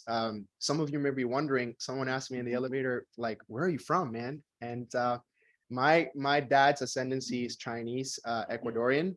My mom's, a mix as well. And, when they ask you where you're from, well, we're Americans. And that's what I'm proud of to say today, that I represent the secretary and the deputy secretary's voice when I say that this conversation is about our communities. And so I feel like you can read about our office on the website, but today I'm going to concentrate on the stories, on the experiences that actually matter to our communities. My office, our job in one sentence, is to make sure that all of this billions of dollars, technical assistance, trainings, access to data and innovation are there for you, for our most vulnerable communities. How do we get that to the conversation? When talking to Mark Morial, to Brent, and several other partners nationally, we started questioning, why is it that we bring our faith-based communities and our community-based organizations and the people doing the work on the ground at the end of the conversation, instead of bringing them at the beginning? So it's time to switch that paradigm and switch the way we think about things. And so as I think about the whole of commerce resources, think of NTIA's high-speed internet connectivity and the incredible work that we're doing to close the digital divide. Think of minority business development. Think of NOAA for climate and building resiliency, houses of worship, making them houses of resiliency. And I can go on and on and on as I peel the onion of all the resources at commerce. And what I find out in all my conversations on the ground, because that's the benefit of having the pulse of our communities, is that our people don't know what they don't know. So I think of, say, USPTO, the US Patent and Trademark Office. Over 90% of the folks who applied to patent and trademark their inventions are white males, which is amazing, right? But imagine the potential we have there for our Latino inventors, for our African-American inventors to patent and trademark their inventions. And you know who they are. They go to Miami-Dade College. They go to all community colleges across the nation. And so we have an opportunity. And so my office told the secretary, ma'am, we can do speeches, and that's amazing for amplification. But imagine if we can go to our communities, identify, assess, and execute on what they actually need, not what we think they need. And so we started having conversations, setting up working group roundtables across the country in a regional strategic stakeholder engagement plan. And in each one of those conversations, we're able to solve problems in tier levels, low-hanging fruit issues, like having these meetings, these convenings, and we're also having conversations about building community centers or cybersecurity centers to protect our businesses from Chinese or Russian hackers, just to give you an example. And it is when we talk to Father Jose Rodriguez in Florida that we learned the mistakes that we're not supposed to make when we deal with displaced communities from Puerto Rico after a hurricane.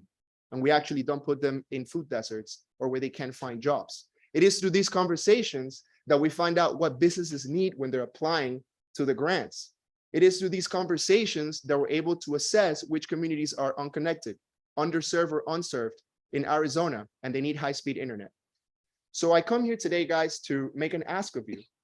First of all, get in touch with us, Commerce Faith-Based Neighborhood Partnerships at doc.gov, Commerce FBNP at doc.gov, and help me make a cohort happen in your state. Help me have these conversations with your organizations to identify and assess the problems in your states. We would love to go to Alabama, Georgia, Mississippi, Michigan, from corner to corner in the United States. Okay. And the other ask today is to understand the ding, ding, ding moment that my good friend Mark Morial alluded to. There's billions of dollars and lots of opportunities. Let's be at the table. Let's be at the center of the table. Let's set the pace for the conversation. Let's understand our historic moment as a Latino community to seize an opportunity for our children and our grandchildren, because these moments don't come back again. I have never seen it in all my time in government. I worked at state, I worked at Treasury before. I've never seen this level of intentionality in bringing our most vulnerable communities to the center of the conversation. Let's be part of that change. May God bless you and may God bless America. Thank you.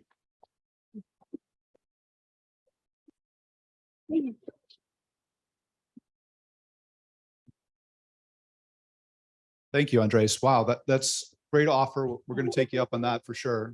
And really appreciate you being here and offering to help us.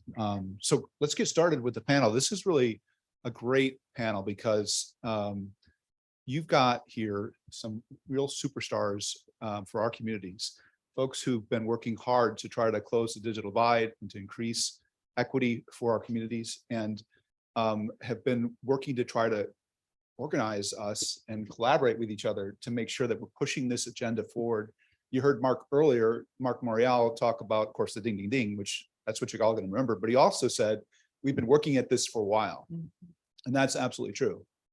The organizations have collaborated with each other to push forward this idea of digital inclusion, of equity, of making sure that Latino, Afro-American, and Asian Americans were fully participating in this digital economy.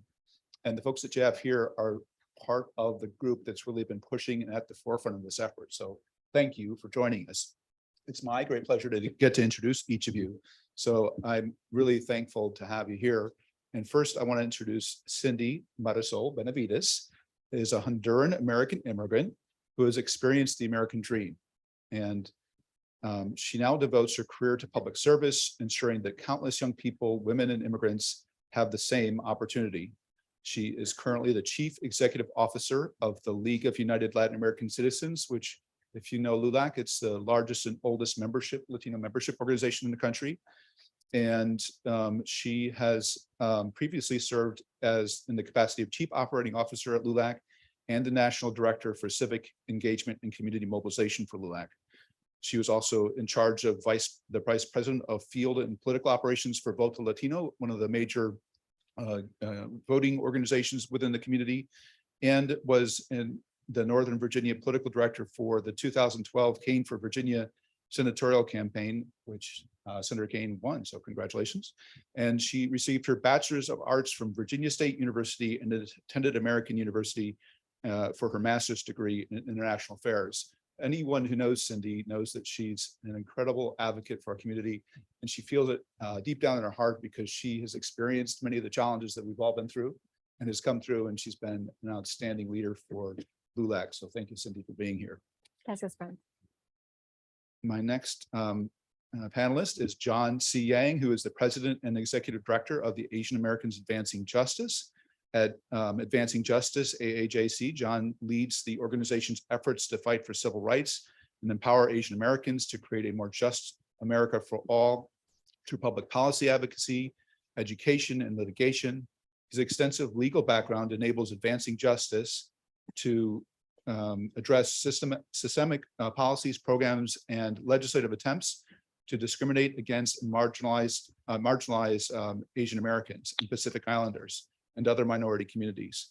John is an experienced attorney with over 2 decades of policy, litigation, and corporate expertise, and he served in the Obama administration as Senior Advisor for Trade and Strategic Initiatives at the U.S. Department of Commerce. So another commerce alumni here, which is great, where he worked on issues related to Asia.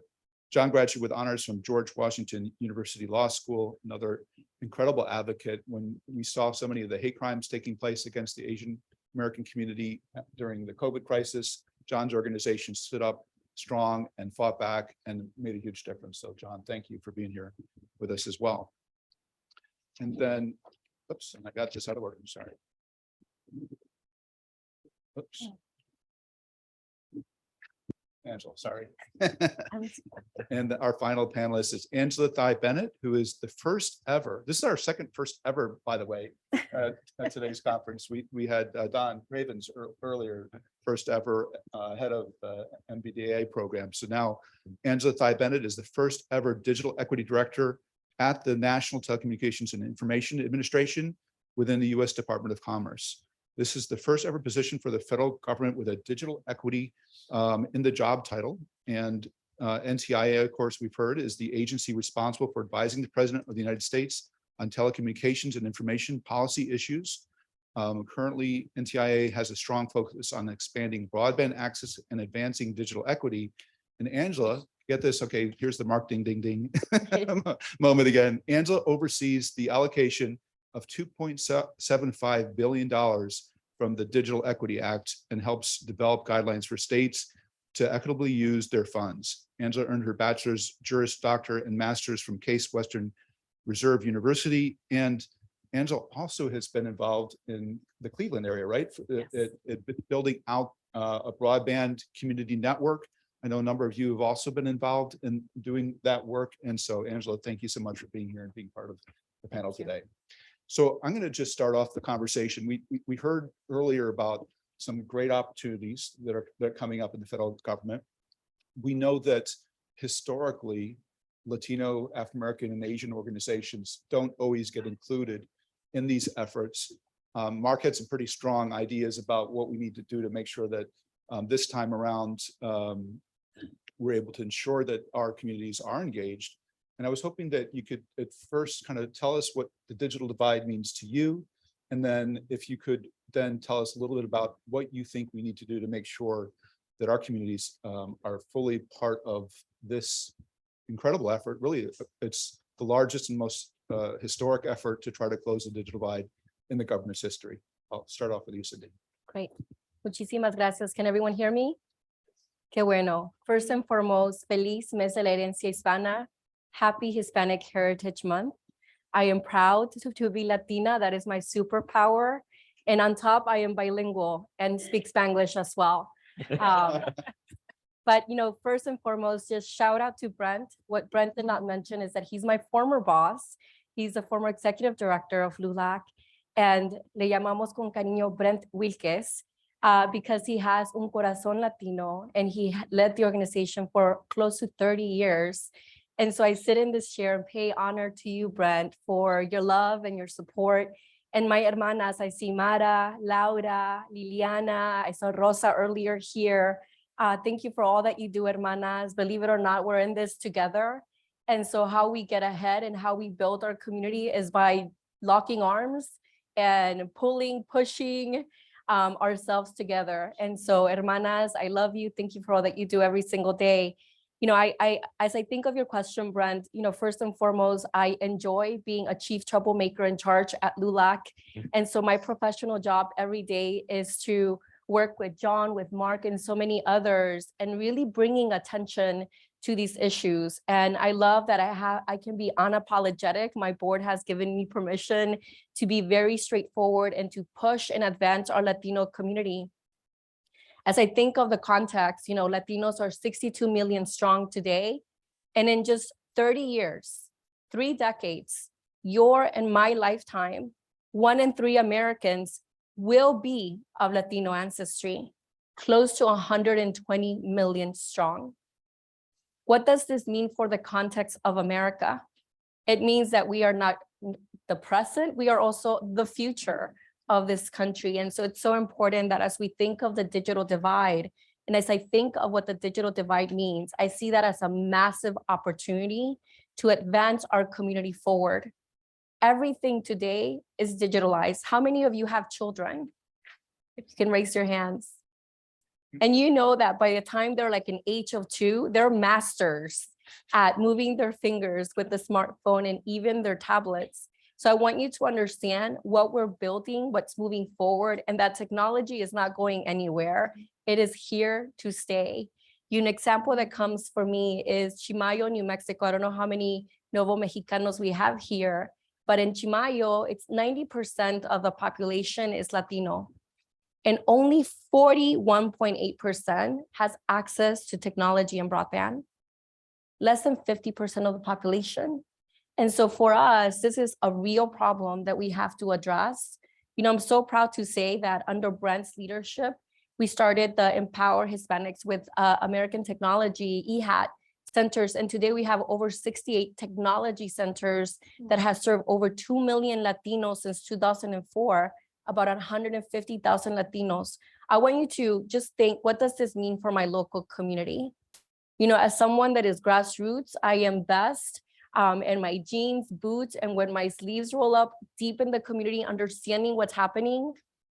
Sometimes it's a really basic of how do we apply for whether it's to become a supplier diversity for the federal government, or how do we work with CBOs across the country? And so, questions is what I ask all day. Do we have any businesses in the room, Latino businesses, if you can raise your hands? So one thing that happened in December of 2021, and this is after LULAC pushing for 2 years, is that the federal government finally disaggregated the data. And this is what we found. Only 1.78% of federal dollars is going to Latino businesses. 1.78%.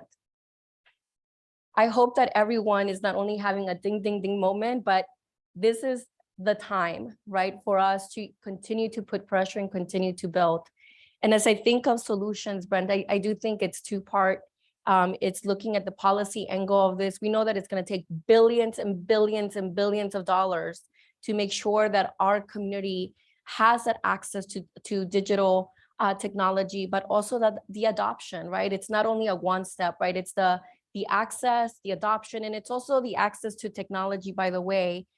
About 25% of Latinos access the internet through their smartphones. We are the highest smartphone users. And so for us, it's always thinking outside of the box. It's how do we meet our community where they are?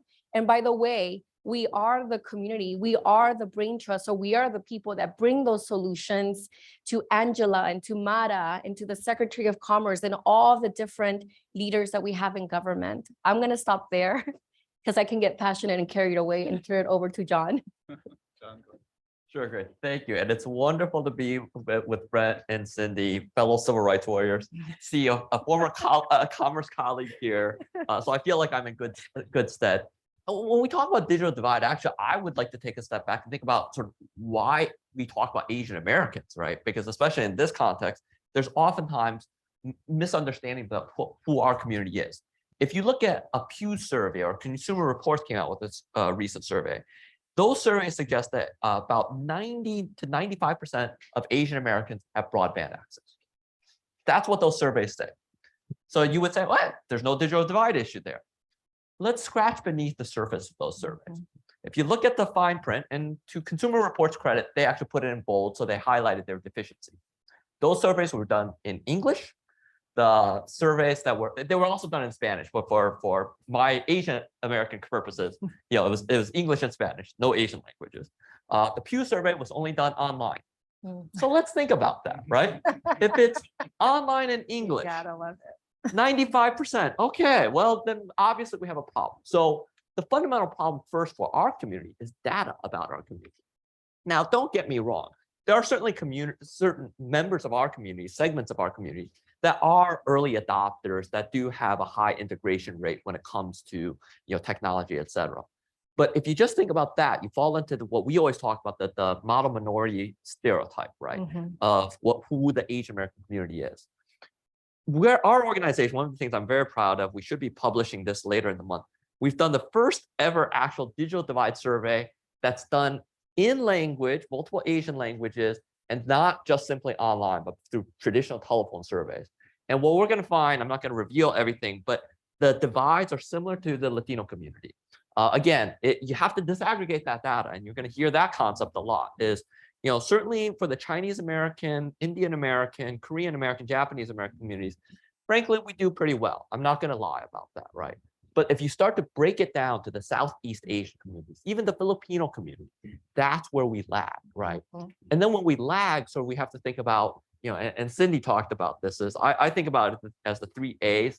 Different people have different formulations of this. It's accessibility, affordability, adoption, right? Accessibility. Some people always think about Asian Americans living in generally in urban areas. Generally true, but let's talk about Pacific Islanders in Hawaii. Let's talk about Filipino farmers in Eastern California. The accessibility issues, the so-called last mile issues, are exactly the same as for anywhere in rural America. And so think about how do we get broadband to them? How do we bridge that accessibility issue to them? Then when we talk about affordability, again, certain members of our community are doing well, but then there are other members of our community from a financial standpoint are just having real struggles. In New York, the widest wealth gap between any community is in the Asian American community, between those that live in poverty. Poverty rate in New York City for Asian Americans, 25%, 25%. So we have to break down those numbers to understand it, right? In terms of what the affordability gap is, right? And this is where programs like ACP help, and making sure that everyone understands that ACP is accessible, again, in language. One thing that the FCC failed to do, although to their credit, they recognized it early, was they did not talk about ACP in Asian American languages. So our community had to go in and say, hey, you need translations. They said, okay, can you guys translate it for us? And so we did, right? And again, I give them credit for recognizing the problem, but this is where all of us have to think about how do we provide resources or push the government to provide those resources, whether it's translations, whether there's boots on the ground. And then the last thing is adoption. I think, frankly, for many in our community, that's probably the biggest issue, is even if they can afford it, recognizing how important this is, making that understandable to them as to why that is. And so these are going to be the issues that resonate for all of our communities. And the last thing, and we'll talk more about this, I'm sure, later, is how do we all work together on this? Because these are common issues. And frankly, I'll say it very directly. My community is about 7% of the American population. Growing fast, we're the fastest growing community percentage-wise, but 7%. What we need is partners, community partners out here in the room.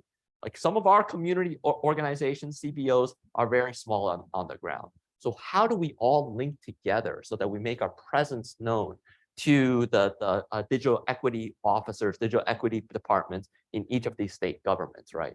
Because if we band together, then we're going to have a much more effective voice in presenting ourselves and demanding, our digital equity piece of all of these dollars that we've been talking about. So let me stop there and obviously engage further. Okay, so where do I start? So I'll first define from my perspective what the digital divide is, and then I want to talk about the ding, ding, ding. Perfect. Okay, so digital divide for me is lack of access to the resources to thrive. I mean, it's for me that sums it up. Like, we don't have the access to the internet, we don't have the access to the internet-enabled devices, and although a lot of folks use their cell phones, there are limitations in using your cell phone. You can't apply for your unemployment benefits when the pandemic hit. Our kids could not learn, on their cell phones. And then the third piece is just the access to the skills and the resources we need to meaningfully utilize the internet based on how we define thrive, not how someone else defines it for us. And so the ding, ding, ding is not just, and while $2.75 billion for the digital equity program is a significant amount of money, we should not limit ourselves to the $2.75 billion. So it's not just going to the state's digital equity director. There's $42.45 billion in BEAD. That's the broadband equity, access, and deployment, which, as the digital equity director, because of that beautiful word equity, we have a role to advance equity even in the deployment of the BEAD funding. So let's just start doing math. So what does that infrastructure funding look like for our communities? Jobs. There's a significant workforce development component and contracting opportunities. And to Mark's point, this is about wealth generation and wealth building. And those have heard me speak before will say, it doesn't matter that, you know, some providers will say, well, we're gonna bring internet to your community. We're doing you a favor. No, we should have already had internet. You're not doing us a favor by giving us something we should have already had. So let's just level set there. So how we can impact our communities is if we economically participate in these billions of dollars that are flowing, not just from NTIA. So can we just say, let's just not limit ourselves to the NTIA funding? Can we talk about the money in energy? Can we talk about the $19 billion in weatherization electric vehicle charging stations? Can we talk about the $550 billion in Department of Transportation? And these funds are flowing to the states and then will flow down to communities. And we're fortunate that we have an administration that we are working under the Biden-Harris administration because they are so committed to the people and ensuring that we are out there on the ground, meeting with communities and making them aware of the funding. But what we are tactically also doing is ensuring that you have a seat at the planning table. And the time is now. So I know someone had said in the last panel, 2023. No. It's not 2023. I want you to get the timing right. We have made for the BEAD and digital equity programs that the states have applied to. Louisiana got their award at the end of August. All right. So the state of Louisiana received both their BEAD and their DE awards. The planning part, right? The planning part. Next week, additional awards will be rolling out. If you're not at the planning table, it's unlikely you'll be at the implementation when the capacity happens, okay? And will I also add, it's not enough just to engage us, but we need to be compensated for that engagement. Okay, because what we as a community have to do that, these funds are going to the states and states are gonna do their procurement process. And they're gonna be looking at contractors, outside contractors that don't reflect our community. That's going to have to come to our community to engage us. Why not just go straight and contract and sub-award to the folks who you need the information from? That should be co-designing these solutions with you. And so that's where the advocacy have to continue. And that's where, as John mentioned, we need to all come together, right, with strategies. So we can help you out, state. You know, we have a plan and we are all together and we are united with this voice, but it's going to be a lift because it's not one place that you have to go. You're gonna have to go to every single state. You're gonna have to go to every single state. So it's going to take all of us together to do that lift to ensure that we all have a seat at the table. So I will stop there. Oh, that's great. Great. I think that's really good advice, though, that if you want to be at the table when it comes time to implementation, you've got to be at the table when there's planning, and the planning is happening now. So we need to start getting out to talk to the folks who are in charge of implementation at each state level. And what we can do together is, of course, make sure that you're connected. Andres will help me, you know, find out who the right folks are, and that we hopefully we can get this you know, get the contacts, and we can make sure we're touching base with everyone and make sure we get all of our team members connected to the right people on the state level. So thank you. So Cindy, you just had a big event at the White House, the United We Stand event. And you pulled together with John, and you pulled together a really diverse group of organizations talking about the importance of working together. And I was hoping you could tell us a little bit about, when you're building these coalitions across diverse organizations, how can you make sure that, we work as a Latino community in concert with African-American and Asian American communities so that we're not kind of standing by ourselves, but that we have our brothers and sisters working alongside us. Absolutely. Thank you so much, Brent, for bringing that up. And Mhm. so how many of you were following the massacre that happened in Buffalo? So immediately after that, Reverend Sharpton with Jonathan Greenblatt at ADL came together, called Mark up, called John and me and said like, hey, we need to do something about this. Why don't we write a letter to the White House and ask them to host a summit on combating hate, racism, and extremism in America? This has never been done, right? The ask has been there, but the White House for the first time actually held a summit called United We Stand last Thursday. And, the civil rights leaders were together. John and I were there together. And why this is important is because it tells you about the power of unity and being efficient. When we think about the digital divide, when we think about white supremacy and hate in America, it doesn't target just one of us. It targets multiple communities. And so for us, it was really coming together, putting pressure. We have a very friendly administration, and working with Ambassador Rice, we were able to push this through in a matter of months.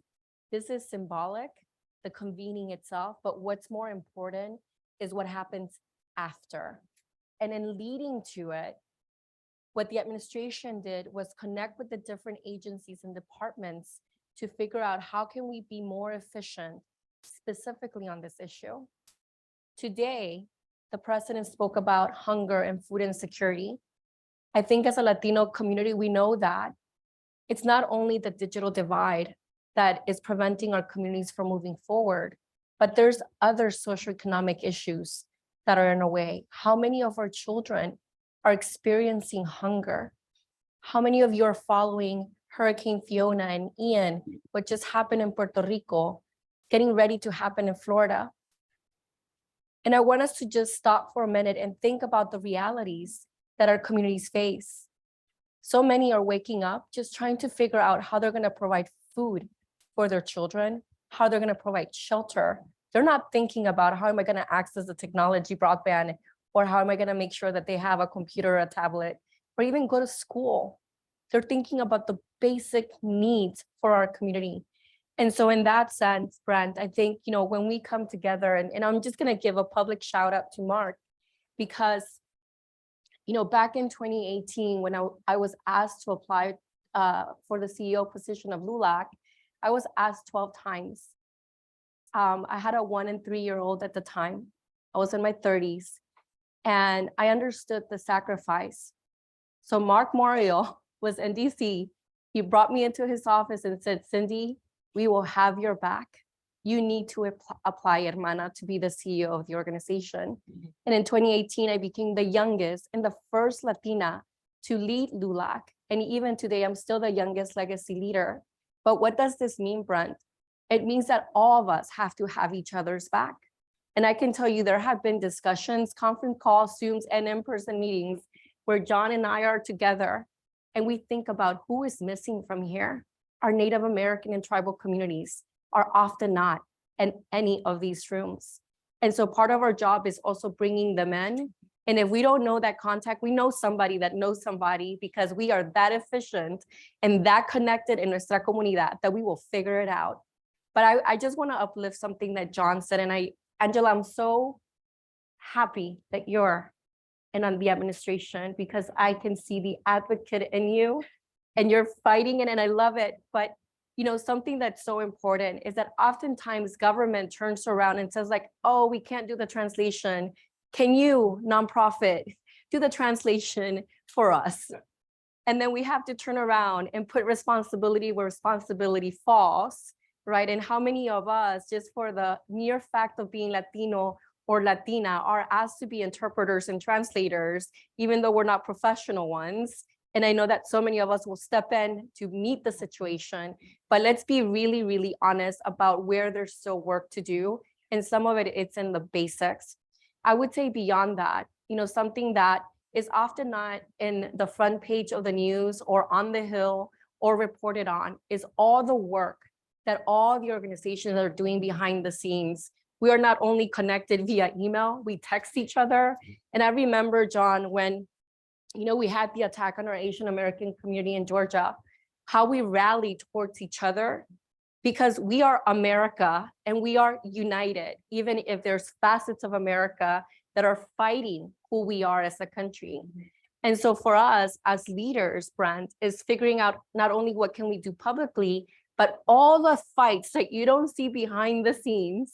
And we just had a call this week about how do we make sure that government, companies, the public sector does the right thing. The wonderful thing that we're seeing right now is that we're in lockstep. We're having those conversations. What is our plan of escalation? What are we gonna do if they say no? What's step 2? What's step 3?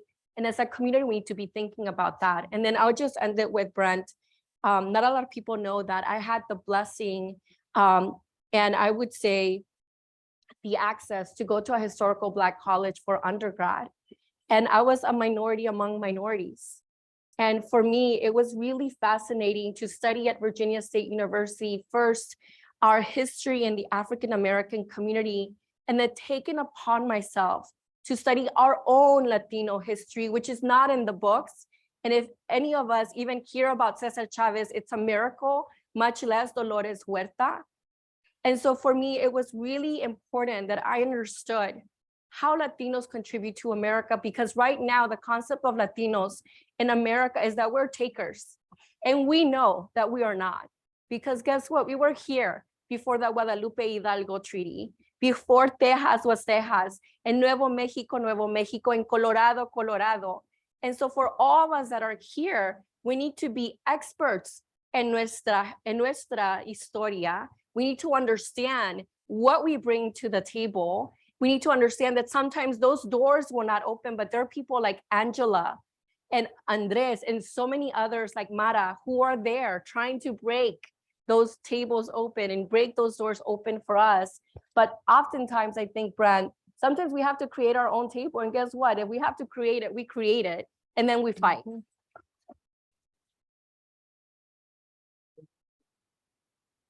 We of course, lost it. Sorry. Testing. Okay, there we go. Sorry about that. Amazing, amazing words. And, building coalitions is not easy sometimes, but it's extremely important. We encourage all of our partners to reach across and start building those coalitions. Because I think the other thing that's true too, is that when you're united, it's a lot harder to say no when you've got, well, let's just look at this. So if you add the workforce, the Latino workforce, the African-American workforce, the Asian American workforce, we're talking about 40% at least of the entire country. And people who are doing the toughest jobs in America, that are working the long hours, the hard jobs, often for little pay, not getting compensated properly. And we know that the future opportunities, the well-paid opportunities, are in this tech sector, as Mark was saying, we're just at the beginning of this revolution. And I think the concern here is yeah, we've been working hard, but are we losing ground because we haven't been making sure that our folks get those tech skills that are going to really make them competitive for the future economy? So I think this is kind of the alarm bell that we're all trying to signal. It's this can't just keep going on, because if we don't do something now, we may be in a position down the line where there just aren't enough jobs for folks who don't have the tech skills to make it anymore. And we're going to be on the short end of the stick. So John, can you tell us a bit about, how we make sure that these marginalized community voices are heard, as these states begin to establish this policy? Angela already said, they're already meeting, people are already sitting at the table. How do we really make sure that we get our community organizations to get out there and to ensure that they take that seat and sit down and say, we're here too. We've got an important role to play here. Yeah, it's a great question. Again, I'm going to sort of jump off of what Cindy is saying, and this kind of shows the sort of partnership all of us have. And maybe the theme that I would have is dream big, think small. And it applies in a couple of different ways. It's interesting, Brent, that you remarked about our workforce is 40%, communities of color, right?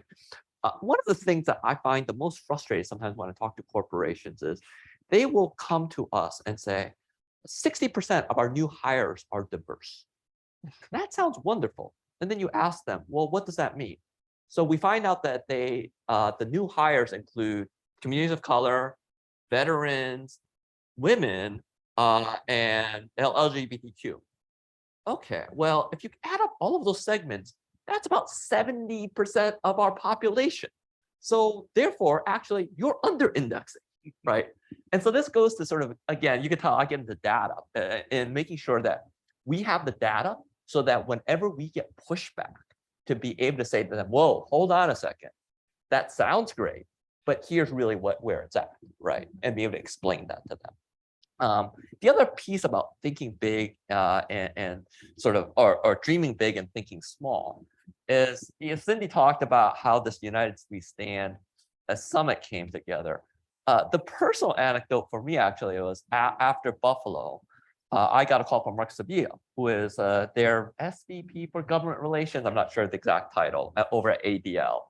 And he said, John, I'm sorry to disturb you on a Sunday, but I wanted to talk to you about this. Do you have some time?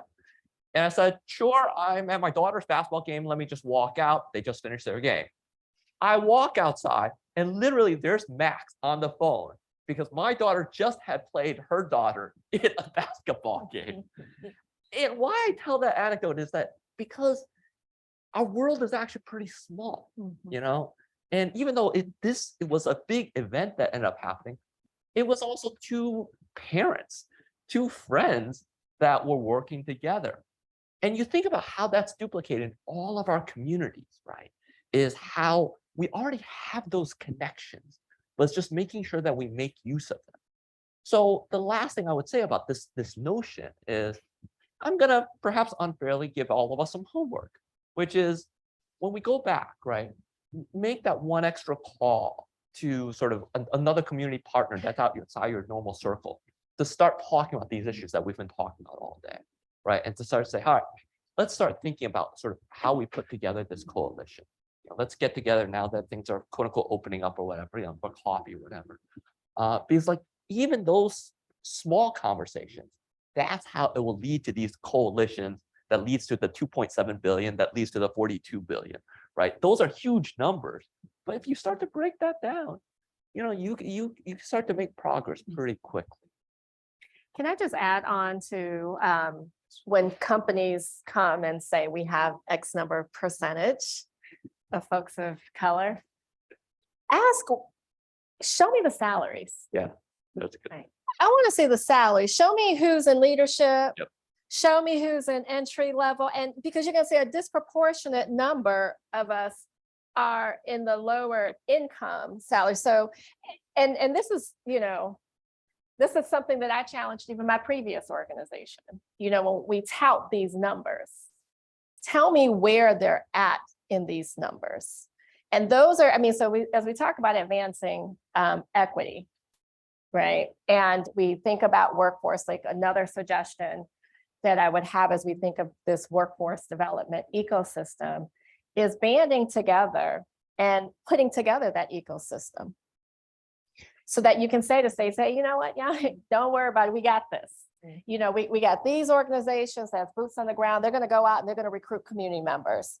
We have these organizations that's gonna assess folks and make sure that we're gonna place people in the right training opportunities, certification opportunities, so they're successful. We got this crew over here, they're gonna provide the wraparound services because we know that as our families are moving into these positions, going to training, we're gonna have other issues that we need to help support. We're gonna have childcare issues, we're gonna have transportation issues, we're gonna have housing issues, we're gonna have clothing issues. We're gonna have these other issues and we need to provide these supports. And then, so employers, we have this, now show us the pipeline not at the last minute, because we all know, everyone knows these funds are coming down, and we know that all these companies have already did their calculations. The math has been done. So you already know how many jobs you have. You already know which jobs you have. Give us that ahead of time so that we have time to identify, recruit, identify, skill, and then we can bring our folks to you that are certified and ready to take advantage of these jobs and contracting opportunities. Because what we would be remiss in happening is not taking advantage of this lead time, and this is where digital equity can play, is taking this lead time to get folks ready, get folks certified so that we can remove the barriers for these companies in finding talent. Thank you, Angela. That is great. And I wanted to actually drill down a bit more with you about the dates, because you said it's already happening. For the Digital Equity Act, some of the funds go to the states, right? And then some you'll have here at the federal level to Correct. award. Do you have an idea when the RFPs might come out for the states and when they might come out for the federal side? And then, because you mentioned BEAD as well, the big pot of money, is that something that community-based organizations might be able to maybe apply for themselves or be part of a consortium to apply for? And then finally, I'm sorry, I got a lot of questions for you. The third question is, so our groups are doing digital skilling. They're out training folks. They're getting people ready to get into this tech workforce. And even if the community-based organizations don't get that BEAD funds themselves, other folks, I'm assuming, will, and then they're going to be hiring. So how do we make sure that the workforce that they're hiring to put the wires into the ground and to make sure that they're connecting folks up and to do the technical side of things, that they're drawing upon the workforce programs that these organizations are running? So under the Digital Equity Act program, there are 3 programs. One is the planning grant program, which is tied to the capacity grant program for implementation. Those 2 are for states. Those are formula-based allocations. So states don't have to, compete for them, their formula allocations. States have 12 months from their award date to develop a digital equity plan. They will then take that plan and submit them to us for capacity funding. So they're developing a 5-year plan. So think about this, this is 5 years of funding, 5 ongoing funding. The competitive grant program, which you're referencing, that's not directly, formula-based to the states. It's competitive and it is open to, nonprofit organizations and, just for organizations to apply. And it's competitive as in the name. That's far down. So that won't even roll out until after our capacity funding goes out. And capacity, we won't even open up until next year. So if you think about that, that's a couple years away. The money that's available is now with the planning grant. And although it's going through the states and they will need to go to the states to compete for that funding, that's where collectively going to the states to be that voice, to be that representative for engagement and for strategies is so critical right now. The BEAD program, all of those funding goes directly to the states. And then they will contract or subaward out, those dollars. And that's another 5-year plan. And so states, from the date of their award of the BEAD dollars, they will have 270 days to develop their 5-year plan. And states are required to integrate BEAD and digital equity in their plans. Excellent. Can I just ask our audience, how many are interested in perhaps being part of this planning process at the state level? If I could just get a show of hands. All right, fantastic. So we've got some folks that want to engage with you on this process and get to the right people at the state level. So that's tremendous. So excellent point too. I just also want to note, Mara mentioned that we have state federal program officers. So at NTI, we are structured so that we have a state federal program officer, what we call our state FPO, in every single state that's boots on the ground. Perfect. your organization can actually request, and we can, you know, do some regional meetings and invite our state FPOs to those regional meetings to, you know, and you can bring some more stakeholders. I mean, it's our job. Let's be very clear. It's our job to serve you. That is our job. And that's what we're poised to do. So it's important to meet the state FPOs within NTIA, because it's those state FPOs that are working directly with the state offices in developing their BEAD and digital equity plans. And so if we're able to talk with you, we will know whether or not what we is being shared with us is truly being done, right? We'll know if you're at the table, if you tell us, well, you know what, we haven't heard about any engagements happening in our community, or, you know, we were there, but we didn't see, you know, this. I mean, we need that level of engagement with the community. Wonderful. I'm going to open up to audience questions. I think we had one over here. Did you want to ask a question? Go ahead. Yeah, thank you. It's you might, everybody here might know it, but as you might know, that we are having issues within the workforce development programs when money comes from federal government to serve undocumented people in the United States.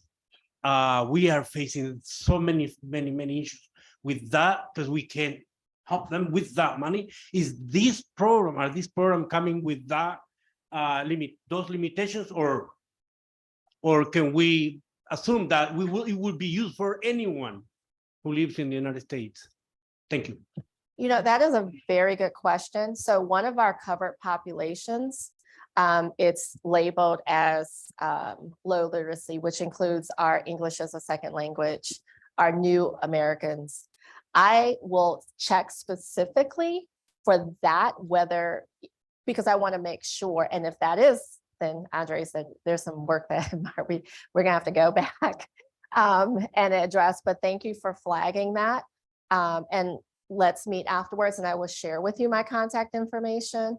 And notwithstanding that we have state FPOs, I mean, and there's a whole digital equity team are here to serve. And we are also divided up by regions. And I can also connect you to our regional person as well. Fantastic. I think we had a question right here. Go ahead.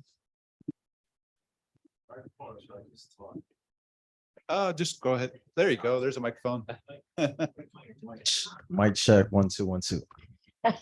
So let's get through it. I mean, I talk about this very frequently in a lot of rooms. I mean, the reality is African Americans, Hispanics, and women particularly, 2022 still the most underrepresented group in the sciences.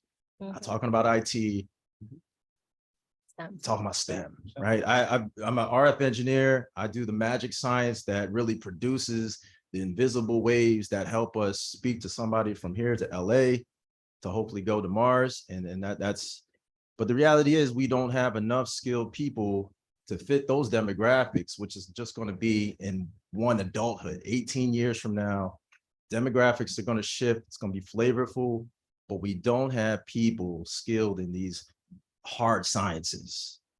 So my concern is I'm all about having enough to feed families, make a living, but are we not being aggressive in terms of the language when it comes to just wanting to have IT skills and really not talk about the you know, how do we get these kids into college so they can study the weed out courses that most people don't want to have to go through.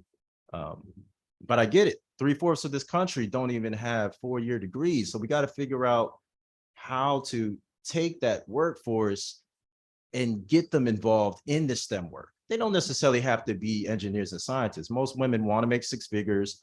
They want to have children. They want to have family life. Most people want to be hybrid and be in Tulum, Mexico on a weekend. But we're not talking about how to have this kind of hybrid conversation where, you know, the superheroes of the STEM world are just over here, and then folks that just want to participate and no offense, but how do we bring these people together so we can really do some good work? So if I can take a stab, Sure. if that's okay. So we need to make it relatable. When I'm, take aside the title, I'm Angie, right? So I walk when I see coding classes, no knock on coding, but we don't make things relatable to our young people.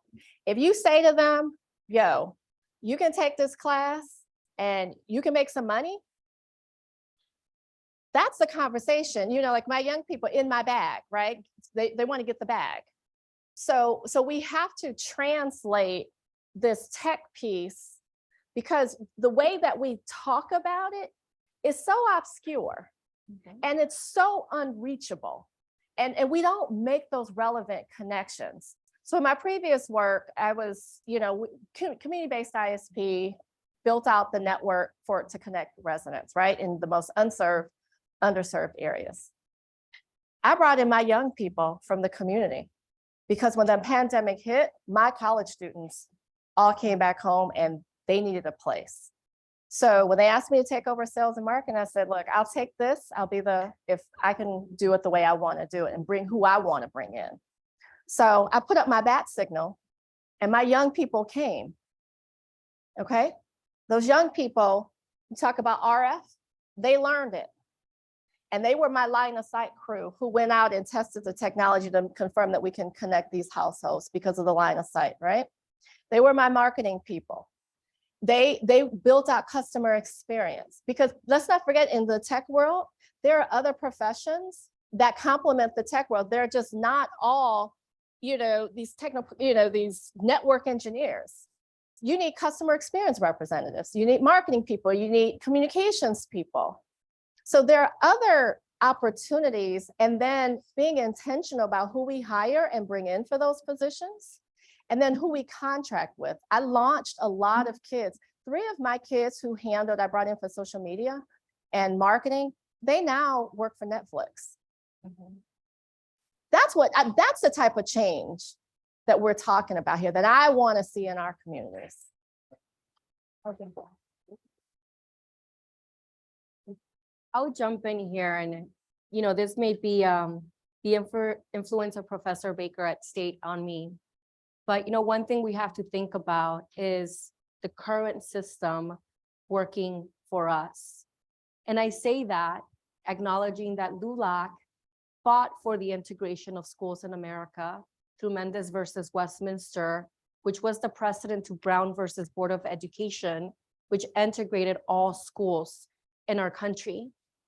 Is the current system built for us, or is it a Band-Aid approach? And so why I mention that is because there's many dialogues that are happening in terms of how do we shift the current educational model in America to make sure that our communities are accessing key instruction. I just want you to think about this for just a minute. Civics classes, for the most part, are gone. Physical education classes are limited. STEM classes and advanced and honors classes are not at the reach of our children. Is the current system working for us? And so many of us are working behind the scenes, whether it's with the union or with Secretary Cardona and so many others, to figure out at scale, what changes can we make? I would also say that, within LULAC's footprint, we have programs, and one program that I'm so proud of is Tecnolochicas, where we partner with Televisa Foundation to go into middle schools. And what we wanted to do was build awareness of STEM fields. I want you to just stop for a second and think about science, engineering, math, and what does that bring to your mind immediately? Now think about our Latino parents when they think about the sciences and the maths and engineering. And so for us, it's really also addressing a bias that exists when we think about these fields within parents. What we saw with Tecnolochicas is that within 1 year, nuestras Latinas in middle school who were participating in that program, not only were they becoming more aware, not only were they energized to discover more, but their self-esteem, the indirect output was that their self-esteem grew and they went from being shy and quiet to now participating and leading classes. And so we have to think of how do we create initiatives and programs that are very intentional, very targeted. I'm also proud to say that we partner with Google. Many of you do as well, grow with Google.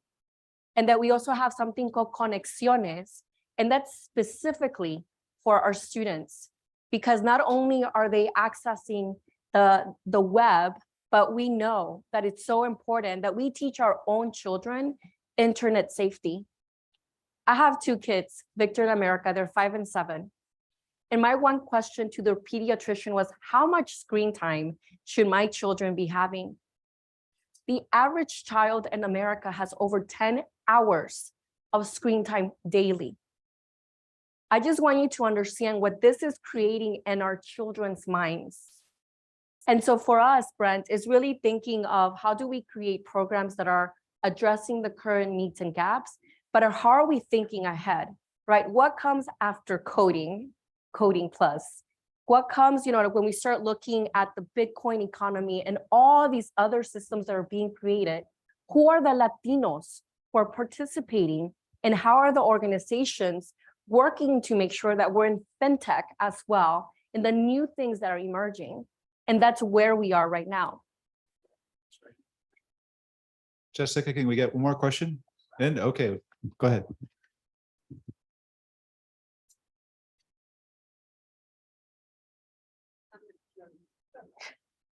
Okay, I'm gonna just be loud. Excellent.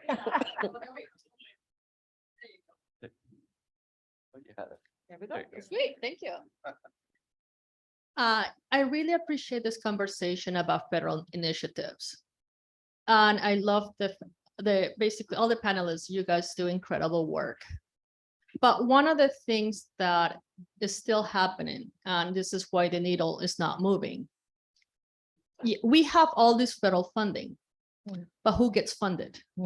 So once all this federal funding hits the state, it's the same usual players. And usually 9 out of 10 is not going to be a minority-led organization because it matters. Who understands minorities better than minorities? And this is an issue that unfortunately I was hopeful that it might change with the current administration, and it hasn't. It seems just as there's no change. It doesn't matter who the administration is when it comes to Latinos. So one of the things that I'm wondering, is there any kind of political or any kind of push to require that percentages actually go to minority-led organizations so the real work can begin? Because we keep seeing all this funding hit our states and it's the exact same player, so we know nothing will happen. Unfortunately, for my state, which is Utah, we have seen the community navigator for the SBA come and go. Not a single organization was picked in Utah. Then we saw the build jobs, what's called the job building one. Again, Utah was not picked. And then lastly, then we saw the Minority Business Development Agency. 2022, Utah's finally getting one. And again, it went to a mainstream organization that doesn't even have cultural competency or language capacity. And we're shocked. And this is where, is there any kind of concerted effort towards maybe pushing that when this federal initiatives comes out, that there's a percentage set aside that would really be going to minority-led organizations? It's a great question. So I do want to say that I do think the administration's doing what they can, but when you do a block grant to a state, sometimes it's up to the advocates here in the room to get and raise their voices and make sure that they're at the table to negotiate with the state leaders, because it's in essence becomes the state's money. In the bill, it definitely says that they have to do outreach to communities of color. They have to engage leaders from the community color organizations, but it doesn't say they have to give the money to those groups. And so, Angela, I hate to keep asking you all these Yeah. questions, but can you come back and kind of explain how you can try to put pressure on these state leaders to make sure that they are doing the right thing? Absolutely. So Congress didn't put, minimums, set amounts in the legislation. However, there's a contracting provision in the NOFO. And so that being said, and the emphasis is on underrepresented. So the way the definitions work, it's 8 covered populations that are outlined to be served in the Digital Equity Act. And then those same covered populations definitions, it's clear 2 groups of people wrote it, right? It's underrepresented communities. This is where like the state FPOs and our administration in reviewing and working with states and developing those digital equity plans and their BEAD plans and asking those questions. You live in Utah. We have a state FPO in Utah who's on the ground to do the engagement. Afterwards, I will give you my contact information. I will connect you directly with our state FPO in Utah. And again, it's going to take ongoing, like even though the legislation is passed and the NOFO's out, the work doesn't end, and I will say the system is working the way it was designed. It wasn't designed for us in mind, right? And so we have to disrupt this. And if we expect that, it's designed, it's just not going to happen. Like we have to continue to push and we can't stop. I mean, at no point does this advocacy and this work, will stop. We will continuously need you to advocate, to call us out, to hold us accountable, to say, hey, you know what, Angie, you were at this panel and yada, yada, and this is what I'm not seeing happening in Utah or in any other community. It's important for you to hold us accountable. And I would just add that for us as a Latino civil rights organization, Brett knows this, but we love to have really good fights, not only with the public sector and the private sector to push and hold them accountable. And just like we pushed for 2 years to disaggregate the data, because we wanted to know how much money is going to Latino small businesses, specifically as a Latino civil rights organization. It finally happened in December of 2021. So now that the government has done it, now we're doing this push in the private sector, because we feel that if the government could do it at the federal level, for sure, the public sector can also disaggregate the data and publicly let us know how much exactly is going to Latino businesses. And then I just want to add this because I know we're in 2022, the advocate in me, every single person here has a voice. Every single person here, unfortunately, will have to speak up and make sure that we are included. And in a state like Utah, where you have Latinos growing, right, and contributing in so many facets, it's still happening. But it's not only in Utah. It's also in Texas. It's also in California. It's also in Florida. It's happening across the board in terms of the exclusion of Latinos. And one thing that I wanted to bring up, because this happened in real time a few months ago, we were meeting with a private sector company. And, I think John and Angie, you brought this up in terms of sometimes folks not being able to find us. We happened to be in the room, and this company could not for the life of them find a Latino commercial construction company in Texas. I want you to stop and think about this. I mean, and very seriously, they could not. So, we stepped in. We're happy to help make sure they find a Latino commercial construction company in Texas to help them out. So what I'm saying is we have work to do. Yes. All of us have work to do.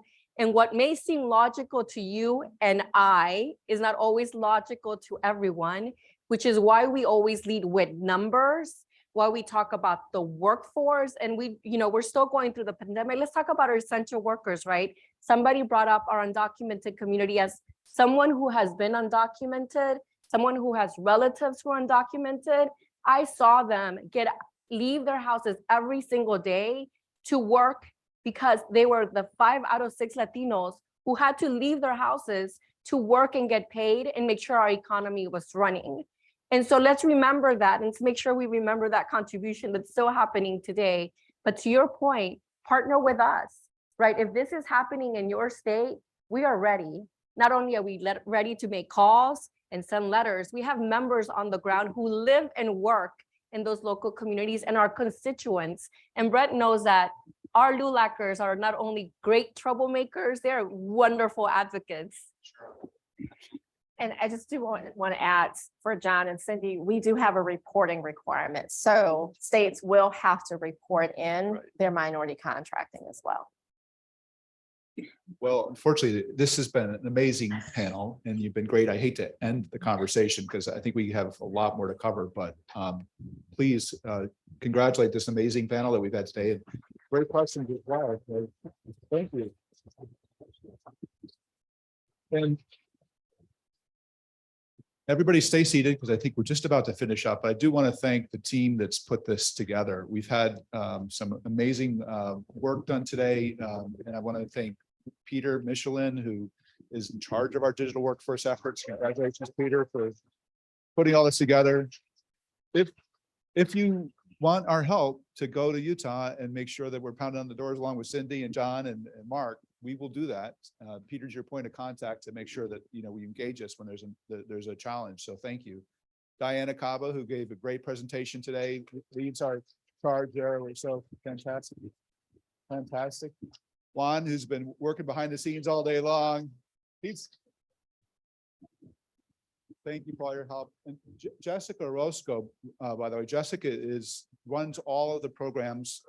Guzman, I'm so sorry. We've got two Jessicas and I'm always confusing them. Jessica Guzman.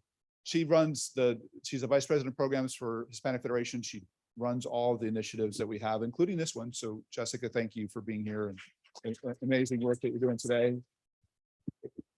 We got David all the way in the back here, runs our social media and our digital engagement. He knows these issues inside and out. So David, thanks so much for joining us as well. And I know I'm missing a bunch of our team members that are here. Where are they all?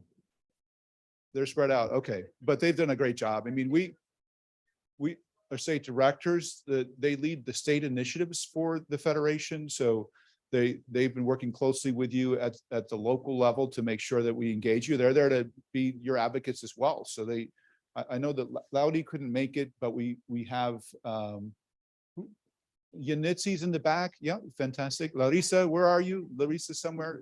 There she is. Okay, fantastic. Good. And of course, our Puerto Rico State Director couldn't make it up either because obviously because of the hurricane and Florida, our hearts are with Florida. We hope that they get through this, but great team of folks. We're here really just like LULAC and AJC. We're here to try to help you to advance your cause.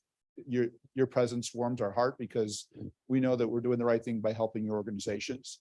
And we want to try to make sure that that scenario that you just said doesn't happen this time. We're going to make sure that we're there to ensure that our communities are sitting at the table, and that we do make sure that this digital funding does get to the people that need it the most, which we know are our communities. So that's what this is all about. Let me give it back to our amazing colleague, Laura. Thank you could you finish up for today? You have done an amazing job for us. So. Let's hear it for Brent Wilkes.